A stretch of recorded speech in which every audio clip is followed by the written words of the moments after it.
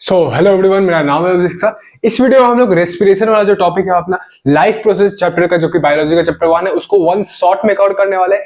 एकदम डिटेल में होगा, एकदम बेसिक से होगा, सिंपल से सिंपल चीज तुमको हम समझाने वाले हैं। ये अपना टेबल ऑफ कंटेंट है, देख लो क्या क्या डिफरेंस बिटवीन ब्रीदिंग और रेस्पिरेशन समझाएंगे। फिर टाइप्स ऑफ रेस्पिरेशन, वही 3 टाइप का, एरोबिक, एनारोबिक। एनारोबिक में 2 टाइप का होता है, लैक्टिक एसिड फर्मेंटेशन, फिर ये अपना अल्कोहलिक फर्मेंटेशन, वो सारी चीज समझेंगे हम लोग। और फिर ह्यूमन रेस्पिरेटरी सिस्टम समझेंगे, फिर रेस्पिरेशन इन प्लांट समझेंगे, और ब्रीदिंग इन फिश समझेंगे, जो कि छोटा टॉपिक है।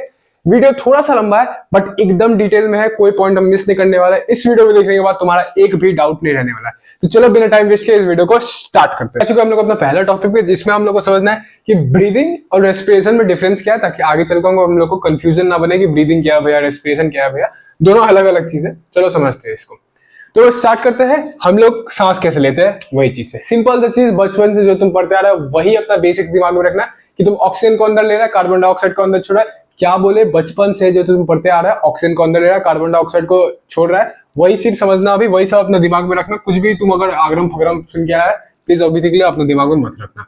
सबसे पहले तुम क्या किया, इनहेल किया, यानी कि अंदर सांस लिया। इनहेल यानी कि अंदर सांस लिया, ठीक है। इनहेल किया, इनहेल क्या जिससे किया हम लोग, नोज से किए। नोज क्या किया, नाक से इनहेल किया, ठीक है। अब नोज से क्या होगा, हम लोग का जो ये है, ये हम लोग का विंड पाइप में जाएगा।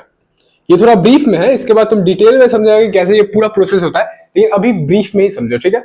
नाक से सांस लिए, फिर विंड पाइप पे गए। विंड पाइप क्या है, यहाँ पे एक पाइप है और आगे में फूड पाइप होता है। तुम न्यूट्रिशन अगर पढ़ के आ रहा है, ऑफकोर्स न्यूट्रिशन पढ़ के ही आ रहा होगा, तो हम लोग आगे में एक फूड पाइप होता है और फूड पाइप के पीछे में विंड पाइप होता है। यहाँ पे एक लंबा सा पाइप है। तो विंड पाइप से होते हुए क्या, विंड पाइप से होते हुए अपना जो ऑक्सीजन है, इनहेल क्या कहते हैं हम लोग, ऑक्सीजन कहते हैं। विंड पाइप से होते हुए, प्लीज ध्यान दे से सुनना, सब्र करो, तुमको सब समझ आ जाएगा थर्ड में। विंड पाइप से लंग्स में गया, ठीक है। विंड पाइप, ये अपना विंड पाइप, यहां से क्या हुआ, यहाँ पे लगभग यहाँ तक आते आते डिवाइड हो जाता है, ठीक है। यहां तक आते आते क्या हुआ, डिवाइड हो गया, हम लोग के लंग्स पे चला गया, फेफड़े पे चला गया, ठीक है। लंग्स से क्या होगा, लंग्स दिखा कि अरे मेरे को तो ऑक्सीजन मिल गया। लंग्स दिख रहा है कि मेरे पास ऑक्सीजन आ गया, तो लंग्स क्या करेगा, वो ऑक्सीजन को ब्लड को दे देगा। लंग्स को क्योंकि उतना कुछ खास काम नहीं होगा, तो बोले ये ऑक्सीजन, मतलब इतना लंग्स को देख के इतना अच्छा चीज लगा, बोला अरे ये तो यूजफुल चीज है यार। ये यूजफुल चीज सिर्फ मेरे पास नहीं रहना चाहिए, पूरा बॉडी में जाना चाहिए। पूरा बॉडी में क्या होता है, सेल्स होता है, और पूरा बॉडी में क्या चलता है, पूरा बॉडी में तुम्हारा खून दौड़ता है, और खून को लंग्स क्या करेगा, वो O2 दे देगा, यानी कि ऑक्सीजन दे देगा। वही खून जो है तुम्हारा पूरा बॉडी में पहुंचाएगा वो ऑक्सीजन को। तो लंग्स क्या किया, ब्लड को दे दिया। अब ब्लड क्या करेगा, ब्लड क्योंकि तुम्हारा पूरा बॉडी में ढूंढता, और लंग्स चाहता था कि वो जो यूजफुल चीज, वो जो ऑक्सीजन है तुम्हारा पूरा बॉडी में जाता है, वो क्या किया, ब्लड को दे दिया। ब्लड जाके सारा सेल, तुम्हारा बॉडी जो है, बॉडी में जितना भी पार्ट सब में सेल होता है, ठीक है भैया, इतना तो हमको पता है। तो वो सारा सेल्स पे जाके ब्लड ऑक्सीजन को दे देगा। अब भैया आप बोले यहाँ पे कि सेल जो है, ऑक्सीजन जो है यूजफुल चीज है, ऑक्सीजन जो है यूजफुल चीज है, तो भैया ये जो ऑक्सीजन है, ये सेल का क्या काम आ रहा है, ये जो ऑक्सीजन है सेल का क्या काम आ रहा है। तो यहाँ पे देखो, यहाँ पे क्या होता है, थोड़ा देर पहले तुम न्यूट्रिशन पढ़ के आ रहा है। न्यूट्रिशन में हम लोग सीखे थे कि ब्लड जो है लास्ट एंडिंग में क्या होता है, हम लोग एंड क्या करते हैं कि ब्लड भैया खाना लेके जाता है, और ब्लड खाना सबको पहुंचा देता है। ब्लड खाना लेके जाता है, मतलब वही जो स्मॉल इंटेस्टाइन में हम लोग पढ़े थे। स्मॉल इंटेस्टाइन में विली के पास बहुत सारा ब्लड वेसल था। विली क्या किया, खाना को ऑब्जर्व किया, वहीं से सारा सेल्स को पहुंचा दिया। तो सेल्स को खाना पहुंचा दिया, लेकिन सेल्स जो है ना बहुत छोटा होता है और इनकेपेबल होता है वो खाना, एब्जॉर्ब्ड खाना भी जो इतना ज्यादा टूट चुका है, उसको और ब्रेक डाउन करना। तो सेल्स क्या है, खुद से ब्रेक डाउन नहीं कर पाता है, और उसको ब्रेक डाउन नहीं कर पाता, ब्रेक डाउन करके एनर्जी नहीं निकाल पाता है। एनर्जी निकालने के लिए उसको ऑक्सीजन का जरूरत होता है। हम क्या बोले, सेल के पास जो खाना पहुंचा है न्यूट्रिशन के जरिए से, हम लोग का जो खाना डाइजेस्ट हुआ, फिर एब्जॉर्ब हुआ, उसके जरिए से वो खाना को तोड़ के एनर्जी बनाने के लिए उसको ऑक्सीजन का जरूरत होता है। इसलिए ऑक्सीजन जो है यूजफुल होता है हमारे बॉडी के लिए। तो फालतू में ऑक्सीजन नहीं लेते हो, ठीक है, मतलब काम है ऑक्सीजन का, ठीक है। तो इस सेल क्या करेगा, फूड प्लस O2 रिएक्शन करेगा और एनर्जी बना देगा। एनर्जी किसका फॉर्म में बनाता है, एटीपी के बारे में, जो कि तुम आगे वीडियो में भी पढ़ेगा, कंफ्यूज मत होना। एटीपी क्या है, एडिनोसाइन ट्राइफॉस्फेट, ये अभी मत ही समझो, मतलब सिर्फ एनर्जी बना देगा। एटीपी के बारे में तुमको आगे में समझाएंगे हम। सिर्फ क्या कर रहा है, एनर्जी बना दे रहा है। तो हम अभी तक क्या समझे भैया, हम सांस को अंदर लिए, ठीक है, नाक से गया, नाक से होते हुए विंड पाइप में गया, ठीक है भैया, विंड पाइप यहाँ पे क्या है, एक गला में पाइप है, ठीक है भैया। उसके बाद क्या हुआ, लंग्स में गया, तो लंग्स में हम जब सांस ऑक्सीजन को अंदर लिए थे तो लंग्स देखता है कि लंग्स के पास एक यूजफुल चीज है, लंग्स बोलता है वाह यार इतना यूजफुल चीज, हम तो चाहते हैं ये सारा बॉडी पार्ट में जाए। तो वो क्या करता है, सारा बॉडी पार्ट के लिए वो क्या करता है, ब्लड को दे देता है अपना ऑक्सीजन। ब्लड को क्यों देता है, क्योंकि खून तुम्हारा पूरा बॉडी में दौड़ता है, अब वो ब्लड को ऑक्सीजन दे दिया, ब्लड क्या करेगा, तुम्हारा बॉडी का सारा सेल्स में जाके वो ऑक्सीजन को पहुंचा देगा, ठीक है। तो वो अच्छा, वो ऑक्सीजन को क्यों पहुंचाया, ऑक्सीजन का क्या नीड था सेल्स को, क्यों क्या नीड था ऑक्सीजन का, सेल्स जो है वो जो खाना जो था उसके पास, उसको ब्रेक डाउन करके एनर्जी बनाने के लिए उसको ऑक्सीजन का जरूरत पड़ता है, ठीक है। अब सेल्स, तो सेल जब ये रिएक्शन करता है तो क्या होता है, फूड प्लस O2 बढ़ के वो एनर्जी बनाया, ठीक है। लेकिन इसके साथ साथ वो एक वेस्ट प्रोडक्ट भी निकालता है जो कि है अपना कार्बन डाइऑक्साइड। सेल जो है खाना के साथ, खाना में मिला के ऑक्सीजन की मदद से खाना को तोड़ा, एनर्जी बनाया, एनर्जी बनाने के साथ साथ वो क्या करता है, कार्बन डाइऑक्साइड भी बनाता है, एक वेस्ट प्रोडक्ट बनाता है जो कि हम लोग का बॉडी को नीडेड नहीं रहता है, जो कि वेस्ट प्रोडक्ट है, हम लोग का बॉडी को नीडेड नहीं रहता है। तो सेल क्या करता है भैया, ब्लड को बोलता है भैया आप आ ही गए हैं, एक यूजफुल सामान दे दिए तो और एक काम कर दीजिए, क्योंकि आप ट्रांसपोर्टिंग मटेरियल है हम लोग का बॉडी का, तो एक काम करिए, मेरे पास एक कार्बन डाइऑक्साइड है जो कि वेस्ट है, आप इसको ले जाइए, ठीक है। तो सेल क्या करेगा, फिर ब्लड को दे देगा, और फिर यही जो साइकिल तुम सीधा पढ़ा है इसको उल्टा कर दो बस। ब्लड से विंड पाइप में गया, ब्लड से लंग्स में गया, लंग्स से विंड पाइप में गया, विंड पाइप से नोज में गया, और नोज से तुम एक्सेल कर दिया। एक्सेल क्या हुआ भैया, एक्सेल हुआ सांस को छोड़ना। अब एक चीज जान लो, इनहेल को बहुत जगह इनहेलेशन और इंस्पिरेशन भी कहा जाता है, ठीक है। और एक्सेल को अच्छा वर्ड में बोले तो एक्सेलेशन और एक्सपीरेशन भी कहा जाता है, एक्सपायरेशन भी कहा जाता है, ठीक है। हमको भाई ये पूरा समझ आया, आप जो समझाए ठीक है, सिंपल चीज था, हमको कोई माथा पीछी नहीं था, हमको समझ आया। लेकिन भाई आप क्यों समझाए हमको ये चीज, भैया आप तो लिखे थे ब्रीदिंग और रेस्पिरेशन, ठीक है हमको समझ आ रहा है, लेकिन अब ये इसका मीनिंग क्या था समझाने का, चलो देखते हैं। असल में क्या बात है मेरा दोस्त, कि ये जो है ये अपना रेस्पिरेशन है, और ये जो हम लोग सांस ले रहे हैं, सांस लेके पूरा लंग्स तक जा रहा है, और लंग्स से फिर जो सांस छोड़ रहा है वो अपना क्या हुआ, वो हुआ ब्रीदिंग। कुछ क्लिक किया माइंड में, फिर से सुनो, हम लोग जो सांस ले रहे हैं, सांस लंग्स तक गया, सांस लेके लंग्स तक गया, लंग्स ब्लड वर्ड में दिया, सेल में जो रिएक्शन हुआ वो अलग चीज है, उसको कहा जाता है रेस्पिरेशन। और जो हम लोग सांस ले रहे हैं, सांस छाती तक गया, यानी कि अपना फेफड़ा तक गया, लंग्स तक गया, लंग्स से फिर हम लोग एक्सेल कर रहे हैं, वो क्या हुआ अपना ब्रीदिंग।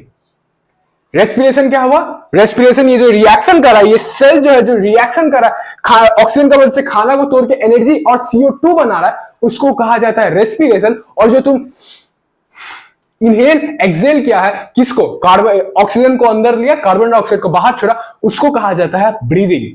आई होप सो तुमको समझ आया होगा हम क्या कहना चाह रहे हैं। अब उसी को यहाँ पे अच्छा से लिखा हुआ है, जिसको तुम अपने नोट्स में लिख सकता है। हम लोग अपना बॉडी में क्या डाल रहे हैं, हम लोग अपना बॉडी में इनपुट डाल रहे हैं, किससे, नोज से। यहाँ पे मतलब इनहेल किया हम लोग, यहाँ पे पहले इनहेल होगा, यहाँ पे इनहेल किया, नोज से इनहेल किया, विंड पाइप में गया, विंड पाइप से लंग्स में गया, लंग्स से ब्लड में गया, ब्लड से सेल में गया। अब मेन चीज ये जो है यही है एक्शन, और इसी को अपन रेस्पिरेशन कहते हैं। रेस्पिरेशन कुछ नहीं है, रेस्पिरेशन एक केमिकल प्रोसेस है जो सेल करता है एनर्जी क्रिएट करने के लिए, किसके द्वारा, खाना से, और किसका हेल्प लेके, ऑक्सीजन लेके, इसको रेस्पिरेशन कहा जाता है। और ये जो ब्रीदिंग है सिर्फ एक ऐसा प्रोसेस है, ब्रीदिंग एक सिर्फ ऐसा साइकिल है जो मतलब हम लोग को ऑक्सीजन पहुंचा रहा है, हम लोग को सेल को ऑक्सीजन पहुंचा रहा है। ब्रीदिंग एक ट्रांसपोर्ट सिस्टम तुम मान सकते हो, जो ट्रांसपोर्ट सिस्टम सिर्फ ऑक्सीजन पहुंचाना उसका काम है। ब्रीदिंग से ऑक्सीजन हम लोग का सेल तक पहुंच रहा है, लेकिन एक्चुअली में रेस्पिरेशन क्या होता है, रेस्पिरेशन ये जो एक्शन हो रहा है, यानी कि जो फूड को तोड़ा जा रहा है एनर्जी में with the help of oxygen, उसको हम लोग रेस्पिरेशन कहते हैं, ठीक है भैया। ये अपना रेस्पिरेशन में जो कि एक्शन हो रहा है, फूड प्लस O2 जो है, फूड O2 का मदद से तोड़ा जा रहा है एनर्जी और CO2 में, ये कहां पे होता है, सेल्स में होता है। और फिर आउटपुट हम लोग जो निकाल रहे हैं सेल से ब्लड में आया, ब्लड से खून, खून जो है अपना लंग्स में दिया, लंग्स से विंड पाइप में आया, और नोज से हम लोग का नोज तक आया सांस, और नोज से हम लोग क्या किए, एक्सेल कर दिए। ठीक है, आई होप से ये समझ आया होगा। अब चलो ये नोट्स में लिख लेना, ये जो पार्ट है ये तुम नोट्स में लिखना, वो नहीं भी लिखेगा तो चलेगा, अगर ठीक लग रहा है, थोड़ा बेटर अंडरस्टैंडिंग मिल रहा है सिंपल वे में, तो उसको भी लिख लेना। अब चलो चलते हैं अपना नेक्स्ट स्लाइड पे, फटाफट से डिफरेंस बिटवीन देख लेते हैं। ये चीज तुम्हारा नोट्स में होना चाहिए, प्लीज प्लीज प्लीज, आगे में चल के तुम्हारा बेटर अंडरस्टैंडिंग के लिए बहुत हेल्प करेगा तुमको। ये क्या है, ब्रीदिंग क्या है, the process of taking in oxygen and releasing carbon dioxide. तो हम तुमको थोड़ा देर पहले क्या समझाया भैया, कि जो हम लोग सांस ले रहे हैं, ऑक्सीजन ले रहे हैं, कार्बन डाइऑक्साइड छोड़ रहे हैं, उसी को अपना ब्रीदिंग कहा जाता है। तो उसी को यहाँ पे वर्ड में लिख दिया गया, process of taking in oxygen and releasing carbon dioxide. Oxygen को लिए नाक से, और फिर वही जो अंदर घुसा विंड पाइप से, विंड पाइप से लंग्स में गया, लंग्स से फिर ब्लड में गया, ब्लड से सेल में गया, फिर सेल क्या गया, कार्बन डाइऑक्साइड दिया, कार्बन डाइऑक्साइड ब्लड ले गया, ब्लड क्या क्या, किसको, ब्लड क्या क्या अपना लंग्स को दिया, लंग्स फिर विंड पाइप को दिया, फिर विंड पाइप नोज में दिया। तो वही जो सांस अंदर ले लो बाहर छोड़ रहे हो, वही इतना मत समझो, हम बहुत लंबाई बोल दिया। फिर रेस्पिरेशन क्या, break down of food to produce energy. Respiration क्या, तुमको थोड़ा देर पहले समझा, फूड जो ऑक्सीजन का हेल्प लेके ब्रेक डाउन कर रहा है, फूड सॉरी सेल में जो फूड ब्रेक डाउन कर रहा है, और फूड को अपना, अरे भाई क्या बोल रहे हैं हम, सेल में खाना को ब्रेक डाउन किया जा रहा है with the help of oxygen, जिससे एनर्जी प्रोड्यूस हो रहा है, उसको कहा जाता है अपना रेस्पिरेशन। तो ये क्या लिखा हुआ है, break down of food to produce energy, खाना को सेल में ब्रेक डाउन किया जा रहा है with the help of oxygen, जिससे एनर्जी हम लोग को मिल रहा है, और एज अ बाय प्रोडक्ट हम लोग को कार्बन डाइऑक्साइड में मिल रहा है। अपना ब्रीदिंग क्या है, एक फिजिकल प्रोसेस है। Physical process in the sense ये बोलना चाहे कि इसमें कोई केमिकल रिएक्शन इन्वॉल्व नहीं, इसमें कोई रिएक्शन नहीं हो रहा, तुम सांस ले रहा, तुम सांस छोड़ रहा, उसमें कोई केमिकल रिएक्शन एंड ऑल नहीं हुआ है, फिजिकल प्रोसेस है, इसलिए इसको फिजिकल प्रोसेस कहा जा रहा है। और इसको chemical process in the sense कहा जा रहा है कि ये केमिकल रिएक्शन है, ये जो फूड को तोड़ा जा रहा है, एनर्जी बनाया जा रहा है, ये केमिकल प्रोसेस है, तो इसलिए इसको केमिकल रिएक्शन इन्वॉल्व है, इसलिए इसको केमिकल प्रोसेस कहा जा रहा है। इसमें क्या लिखा गया, नो एनर्जी इज फॉर्म, तुम सांस लिया, तुम सांस छोड़ा, कोई एनर्जी फॉर्म नहीं हो रहा है। लेकिन क्या होता है, रेस्पिरेशन में एनर्जी फॉर्म होता है, रेस्पिरेशन के बदौलत ही एनर्जी फॉर्म हो रहा है। तुम बस सांस ले रहा, सांस छोड़ा, उसका कोई महत्व नहीं है, मतलब ऑफकोर्स महत्व तो है, लेकिन एनर्जी के मामला में हम लोग का, बॉडी के मामला में, हम लोग का एनर्जी के मामला में कोई महत्व नहीं है इसका, तो यानी कोई एनर्जी फॉर्म नहीं होता ब्रीदिंग में। और रेस्पिरेशन में क्या होता है, energy is formed in the form of ATP, energy form होता है एटीपी के फॉर्म में, जो कि तुम एटीपी पढ़ेगा, अब टेंशन मत लेना, एनर्जी बस फॉर्म हो रहा है रेस्पिरेशन में। ठीक है, इसको अपने नोट्स में लिख लेना। अच्छा, एक चौथा पॉइंट है कि ब्रीदिंग जो है लंग्स में ऑकर होता है, अगर तुम कहीं से और से पढ़ के आए हो तो ये चौथा पॉइंट तुम कहीं ना कहीं सुना ही होगा कि ब्रीदिंग जो है लंग्स में होता है, रेस्पिरेशन जो और सेल में होता है, जो जानता है इसको बोल रहे हैं हम। तो वो पॉइंट हम नहीं लिए क्योंकि वो थोड़ा सा हमको मतलब कॉन्ट्रास्टिंग लगा, थोड़ा ठीक नहीं लगा कि सिर्फ लंग्स में नहीं हो रहा ब्रीदिंग जो है, सिर्फ लंग्स उसमें इन्वॉल्व नहीं है, ब्रीदिंग में नोज भी इन्वॉल्व है, विंड पाइप भी इन्वॉल्व है, इसलिए हम वो पॉइंट को नहीं ले रहे। 3 पॉइंट तुम्हारे लिए इनफ है, कोई तुमको नहीं पूछेगा डिटेल में कि एकदम डिफरेंस बताओ भैया ब्रीदिंग और रेस्पिरेशन का, कोई तुमको ऐसे नहीं पूछने वाला क्वेश्चन। तो प्लीज चिल, हम तुम्हारे से बेटर अंडरस्टैंडिंग के लिए इसको अपना नोट्स में लिख लो। चलो अपना चलते हैं नेक्स्ट स्लाइड पे। अब रेस्पिरेशन को डिटेल में पढ़ते हैं। रेस्पिरेशन क्या होता है, breakdown of breakdown of food to produce energy. क्या होता है रेस्पिरेशन, जो कि हम लोग पढ़ते आ रहे हैं, breakdown of food to produce energy. अब वही रेस्पिरेशन का टाइप्स हम लोग को देखना और ये टाइप्स के बारे में पढ़ना है, यही अपने रेस्पिरेशन है। उसके बाद तुमको कुछ ऑर्गन्स के बारे में पढ़ना पड़ेगा कि हम लोग सांस कैसे ले रहे हैं, फिर प्लांट्स में कैसे रेस्पिरेशन हो रहा है, उसके बाद ये पूरा रेस्पिरेशन का टॉपिक खत्म हो जाता है। तो इसमें टाइप्स क्या है रेस्पिरेशन का, एक होता है एरोबिक रेस्पिरेशन, एक होता है एनारोबिक रेस्पिरेशन। भैया ये दोनों में डिफरेंस क्या है? एरोबिक रेस्पिरेशन में क्या होता है, ऑक्सीजन जो है अच्छा खासा अमाउंट में जितना नीडेड होता है उतना प्रेजेंट होता है, ऑक्सीजन जितना नीडेड होता है उतना प्रेजेंट होता है किसमें, एरोबिक में। और एनारोबिक में क्या होता है, ऑक्सीजन जितना नीडेड है उतना प्रेजेंट नहीं होता है। या तो पहला केस में क्या होता है, या तो ऑक्सीजन जो है वो है ही नहीं, और दूसरा केस में क्या होता है, या ऑक्सीजन जो है लैक में, जितना नीडेड है उतना ऑक्सीजन नहीं है हम लोग के पास। तो क्या होता है कि ये जो है एनारोबिक रेस्पिरेशन जो है दो टाइप में डिवाइडेड है, अल्कोहलिक फर्मेंटेशन और लैक्टिक एसिड फर्मेंटेशन। तुम पढ़ेगा, चिंता मत करो, बस तुमको बता दे रहे हम लोग क्या क्या पढ़ना है। ये एरोबिक रेस्पिरेशन के बारे में पढ़े, ठीक है, और उसके बाद हम लोग को एनारोबिक रेस्पिरेशन पढ़ के नहीं, उसका टाइप्स के बारे में पढ़ना पड़ेगा, जो कि है अल्कोहलिक फर्मेंटेशन और लैक्टिक एसिड फर्मेंटेशन। तो अपना एनसीईआरटी खोल के दिखेगा तो तुमको उसमें भी समझ आ जाएगा, ठीक है। ये 3 चीज के बारे में पढ़ना होगा। अब ये पढ़ने स्टार्ट करने से पहले हम तुमको एक सिंपल सबसे बेसिक चीज जो है वो तुमको बताना चाहते हैं क्या है, ठीक है। सबसे बेसिक चीज जो तुम सारा स्टेप जो तीनों तुम टाइप पढ़ने वाला, वो तीनों टाइप में होने वाला ये चीज, और ये चीज तुम्हारे दिमाग में अच्छा से बैठा होना चाहिए। सबसे पहला स्टेप यही है, ठीक है, सबसे बेसिक स्टेप यही है रेस्पिरेशन में। क्या चीज में, रेस्पिरेशन में। रेस्पिरेशन में क्या होता है, जब खाना, ये जो रेस्पिरेशन का प्रोसेस है, क्या होता है भैया रेस्पिरेशन का प्रोसेस, ये जो खाना को ब्रेक डाउन किया जा रहा है, जो खाना को ब्रेक डाउन करके एनर्जी बनाया जा रहा है, तो इस प्रोसेस में सबसे पहला स्टेप होता है कि खाना को, यानी कि ग्लूकोज हम लोग मान रहे हैं, हम तुमको बताएंगे क्यों ग्लूकोज मान रहे हैं, यानी कि खाना यानी कि ग्लूकोज को सबसे पहला स्टेप में पाइरुवेट में कन्वर्ट किया जाता है। ग्लूकोज को पाइरुवेट में कन्वर्ट किया जाता है। फिर से सुनो, ग्लूकोज को पाइरुवेट में कन्वर्ट किया जाता है। भैया पाइरुवेट क्या है, ग्लूकोज का ही एक सिंप्लीफाइड फॉर्म है, ठीक है। अब थोड़ा सा तुमको मतलब जो जिसको चुल मस्त है, जैसे मेरा माइंड जो है थोड़ा चुल वाला है, तो हमको कि क्यों ये जो वर्ड लिखा हुआ है यहाँ पे क्यों लिखा हुआ है, तो यहाँ पे ना ग्लूकोज लिखा हुआ है, जो न्यूट्रिशन पर क्या होगा वो थोड़ा सा उसको याद होगा। तो कार्बोहाइड्रेट जो है ग्लूकोज में कन्वर्ट हो रहा था, प्रोटीन जो है एमिनो एसिड में हो रहा था, और फैट शायद से पता नहीं क्या है, ग्लाइकोजन में शायद से कन्वर्ट हो रहा था, ठीक है। फैटी एसिड और ग्लाइकोजन में कन्वर्ट हो रहा था, ठीक है। तो यहाँ पे भैया ग्लूकोज क्यों सिर्फ इस्तेमाल किया गया है, यहाँ पे अमाइनो एसिड क्यों नहीं लिखा गया, यहाँ पे वो फैटी एसिड क्यों नहीं लिखा गया, यहाँ पे ग्लाइकोजन क्यों नहीं लिखा गया, तो यहाँ पे इसलिए ग्लूकोज लिखा गया है क्योंकि ग्लूकोज जो है सबसे सिंप्लीफाइड स्ट्रक्चर है उसका, उसमें 6 कार्बन है। मतलब अभी के लिए इतना समझो कि सबसे अच्छा स्ट्रक्चर, सबसे अच्छा चीज जिसको ब्रेक डाउन किया जा सकता है, सबसे तगड़ा चीज नहीं, मतलब क्या समझा तुमको कि सबसे अच्छा चीज जिसको सबसे इजीली जिसको ब्रेक डाउन किया जा सकता है, उसका एकदम स्ट्रक्चर जो है एकदम सिंप्लीफाइड है, एकदम स्ट्रक्चर्ड है। ग्लूकोज जो है वो एकदम स्ट्रक्चर्ड मॉलिक्यूल है, उसका मॉलिक्यूलर स्ट्रक्चर जो है वो एकदम स्ट्रक्चर्ड है, वो एकदम अच्छा से है स्ट्रक्चर में एक। तो इसलिए हम लोग ग्लूकोज को यहाँ पे देख रहे हैं, यहाँ पे ग्लाइकोलिसिस होता है, और वो फैटी एसिड, वो अमीनो एसिड के लिए, वो सब के लिए अलग प्रोसेस होता है, ठीक है। वो लोग से भी एनर्जी निकलता है, ऐसा बात नहीं है वो लोग से एनर्जी नहीं निकलता है। प्लीज कंफ्यूज मत होना, तुम बोलेगा कि भैया यहाँ पे ग्लूकोज से एनर्जी निकल रहा है, क्या सिर्फ हम लोग को कार्बोहाइड्रेट खाने से ही एनर्जी मिल रहा है, क्या सिर्फ हम लोग को कार्ब्स खाने से ही एनर्जी मिल रहा है, क्या हम लोग को प्रोटीन नहीं जरूरत है, क्या हम लोग को फैट जरूरत नहीं है। ऑफ कोर्स तुमको जरूरत है वो सब चीज का, लेकिन वो सब चीज का अलग प्रोसेस होता है, वो लोग यहाँ पे नहीं पढ़ेंगे हम लोग वो सब चीज के बारे में, वो सब चीज तुम हायर क्लास में पढ़ने वाला है, ठीक है। तो यहाँ पे हम लोग सिर्फ ग्लूकोज के बारे में पढ़ने जा रहे हैं, क्यों, क्योंकि उसका एक सिंप्लीफाइड स्ट्रक्चर है, उसके पास एक अच्छा खासा स्ट्रक्चर है जिसको आसानी से ब्रेक डाउन किया जा सकता है।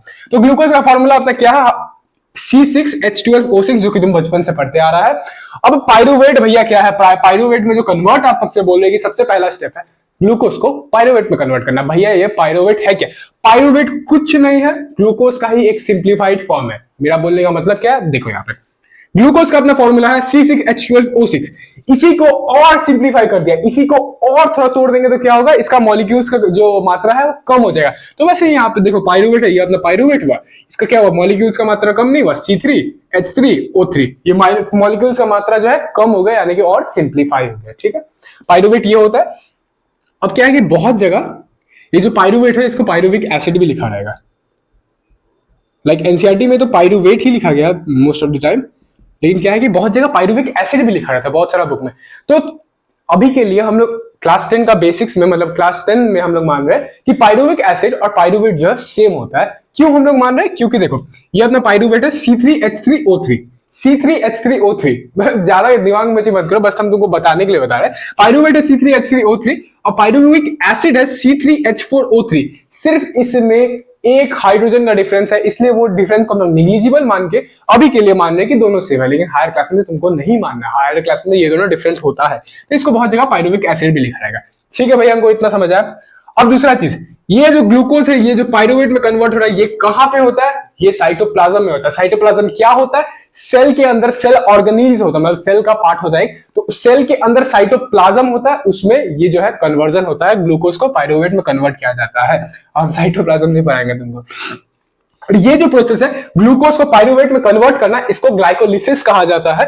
इसको क्या कहा जाता है, ग्लाइकोलिसिस। अपना दिमाग में रखना, ग्लाइकोलिसिस क्या होता है, conversion of glucose into pyruvate. क्या बोले, ग्लाइकोल, ये जो प्रोसेस है जिसको ग्लूकोज से पाइरुवेट में कन्वर्ट किया जा रहा है, कहां पे, साइटोप्लाज्म में, उसको ग्लाइकोलिसिस कहा जाता है, ठीक है। अगर तुमको और थोड़ा डिटेल में जानना है तो पाइरुवेट जो है उसके साथ साथ एनर्जी भी निकलता है, मतलब बहुत थोड़ा अमाउंट में थोड़ा सा एनर्जी यहाँ पे भी निकल जाता है, थोड़ा सा एनर्जी यहाँ पे भी मिल जाता है। हम लोग को कितना 2 ATP का आसपास, ATP हम लोग पढ़ेंगे, ATP बाद में जाके बेटर अंडरस्टैंडिंग मिलेगा, मतलब बहुत कम एनर्जी मिलता है 2 ATP का आसपास।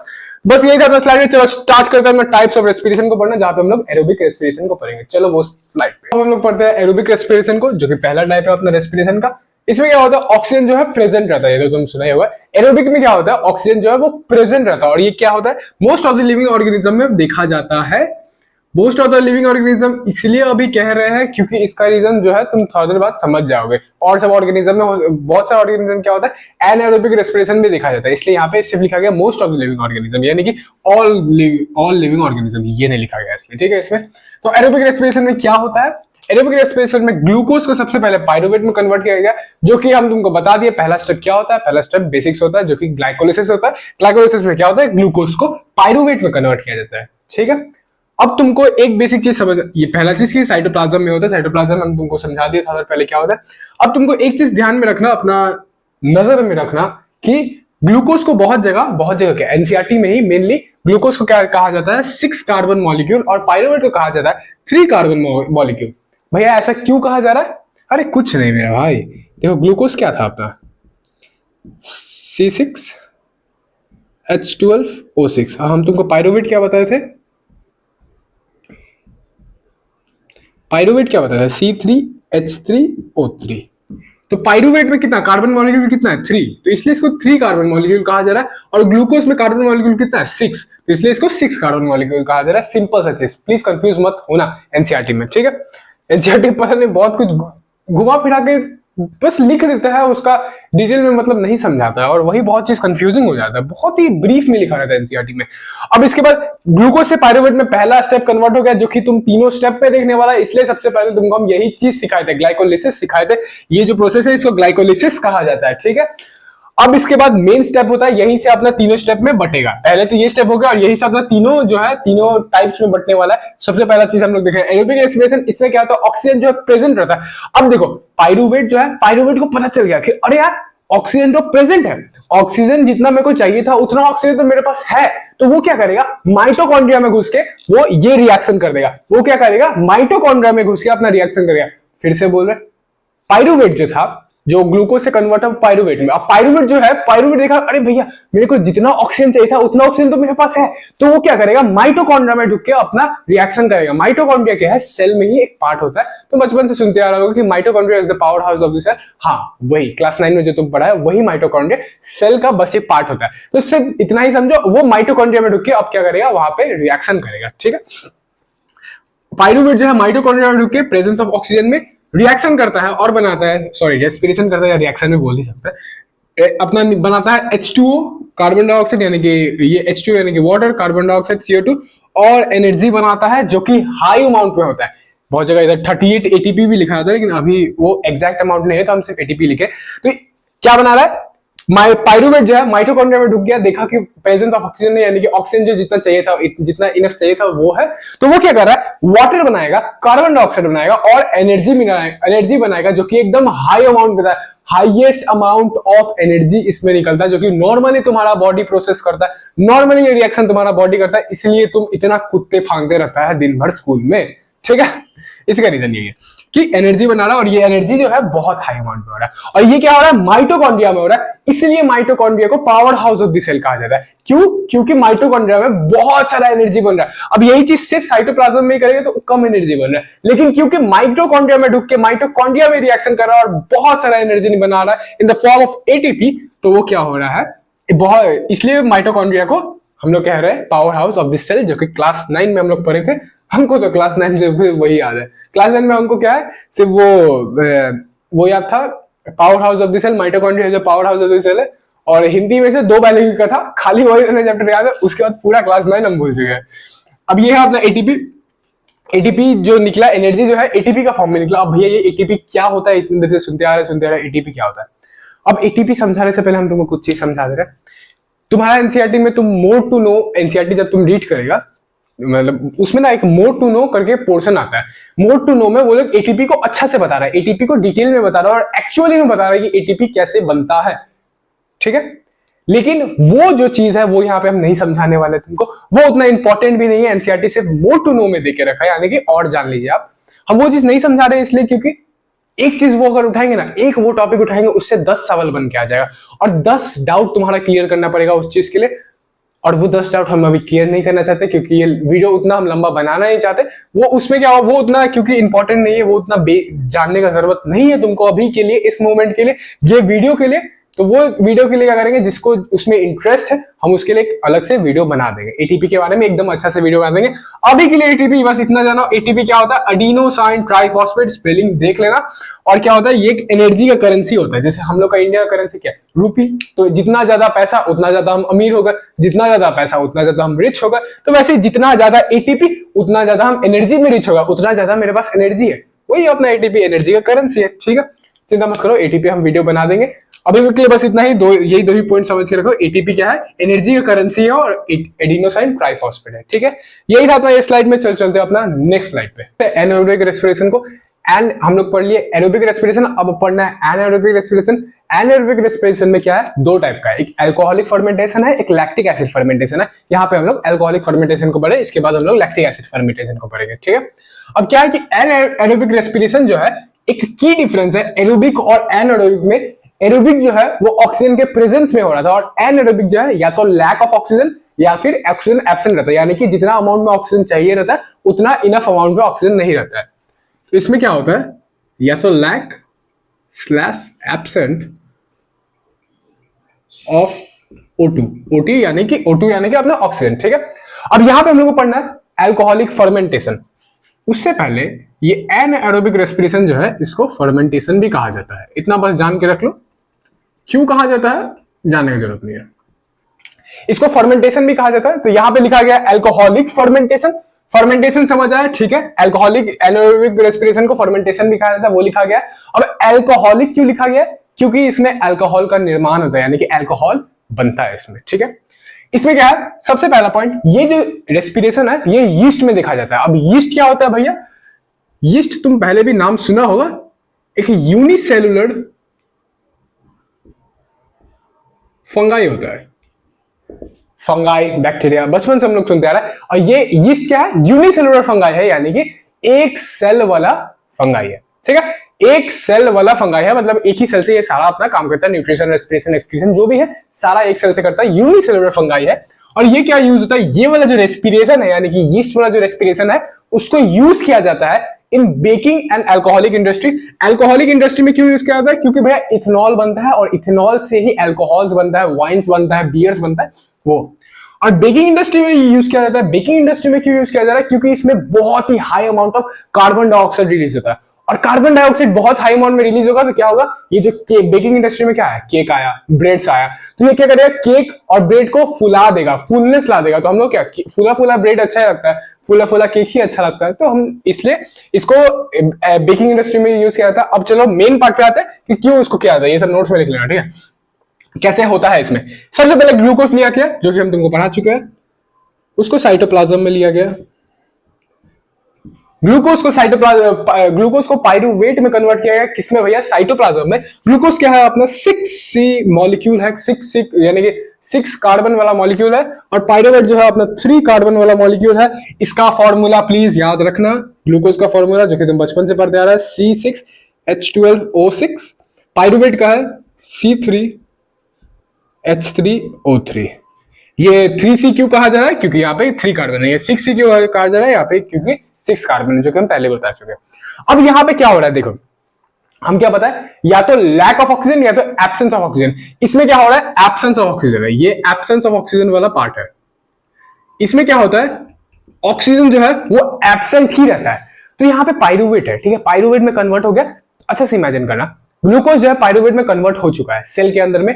अब वो देखता है कि मेरे पास तो ऑक्सीजन है ही नहीं, हमको जितना ऑक्सीजन चाहिए था वो तो छोड़ो, थोड़ा अमाउंट में छोड़ो, मेरे पास ऑक्सीजन है ही नहीं। तो जब ऑक्सीजन नहीं है तो वो क्या करता है, साइटोप्लाज्म में ही अपने आप को तोड़ लेता है। पहले वाला केस में क्या करता है, माइटोकॉन्ड्रिया में तोड़ रहा था, माइटोकॉन्ड्रिया में तोड़ के बहुत सारा एनर्जी बना रहा था। लेकिन यहाँ पे देख रहा है कि भैया ऑक्सीजन तो मेरे पास है ही नहीं, तो वो क्या करता है, खुद को साइटोप्लाज्म में ही तोड़ लेता है। देखो यहाँ पे भी साइटोप्लाज्म, यहाँ पे भी क्या करेगा, साइटोप्लाज्म में ही खुद को तोड़ के ये सब देता है, इथेनॉल, कार्बन डाइऑक्साइड और एनर्जी। ये साइटोप्लाज्म में ही खुद को तोड़ेगा, जो कि दोनों पार्ट जो है, दोनों टाइप जो है उसमें करता है, साइटोप्लाज्म में ही तोड़ेगा खुद को। और एब्सेंस ऑफ O2 रहता है। अब ये क्या क्या, साइटोप्लाज्म में ही खुद को तोड़ लिया, और एब्सेंस, क्योंकि ऑक्सीजन जो था एब्सेंस था, मतलब ऑक्सीजन नहीं था। ठीक है, तो अब वो क्या करेगा, इथेनॉल प्रोड्यूस करेगा, मतलब जो प्रोडक्ट दे रहा है वो दे रहा है इथेनॉल, कार्बन डाइऑक्साइड और एनर्जी।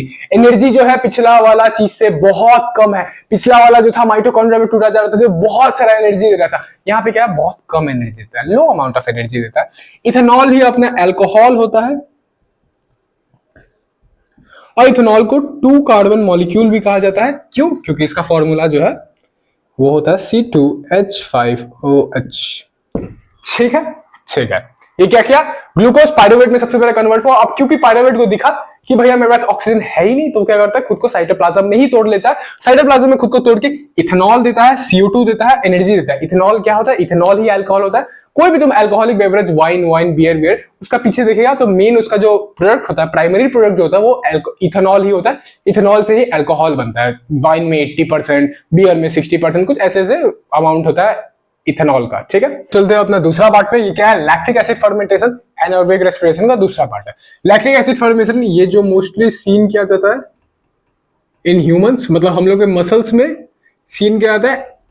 एनसीईआरटी में तो ऐसा ही लिखा गया, लेकिन एक्चुअली में क्या होता है, कुछ बैक्टीरिया में भी सीन किया जाता है, यानी कि लैक्टोबैसिलस, कुछ बैक्टीरिया में भी सीन किया जाता है। लेकिन अभी के लिए हम लोग को सिर्फ ह्यूमंस में ही पढ़ना है, यानी कि हम लोग का मसल्स में जो भी कुछ होता है, अभी हम लोग पढ़ेंगे क्या होता है लैक्टिक एसिड फर्मेंटेशन, तो तुमको समझ आएगा। ठीक है, इसमें क्या होता है, ग्लूकोज को सबसे पहले आपने पायरुवेट में कन्वर्ट किया। ग्लूकोज क्या है, 6C मॉलिक्यूल, 6 कार्बन का मॉलिक्यूल। पायरुवेट क्या है, 3 कार्बन का मॉलिक्यूल, जिसको साइटोप्लाज्म में अपन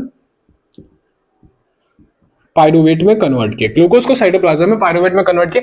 अब लैक्टिक एसिड फर्मेंटेशन में क्या होता है, क्योंकि ये एनारोबिक रेस्पिरेशन का पार्ट है, इसमें क्या होता है, लैक ऑफ ऑक्सीजन होता है, लैक ऑफ O2 होता है। ये सिचुएशन कब क्रिएट होता है भैया, क्योंकि आप बताए थे कि most of the living organism में एरोबिक रेस्पिरेशन होता है, और मोस्टली हम लोग का बॉडी में भी ज्यादातर समय एरोबिक ही रेस्पिरेशन होता है। लेकिन कभी कभी हम लोग का बॉडी में एनारोबिक रेस्पिरेशन भी होता है, यानी कि लैक ऑफ CO2 वाला भी रेस्पिरेशन होता है। और ये रेस्पिरेशन कब होता है, फॉर एग्जाम्पल हम लोग जब हाईली इंटेंस एक्टिविटी कर रहे हैं, जैसे हम लोग जिम में ना एक हिट वर्कआउट कहा जाता है, हाई इंटेंसिटी ट्रेनिंग, उसमें हिट टर्म यूज किया था, हाई इंटेंसिटी ट्रेनिंग।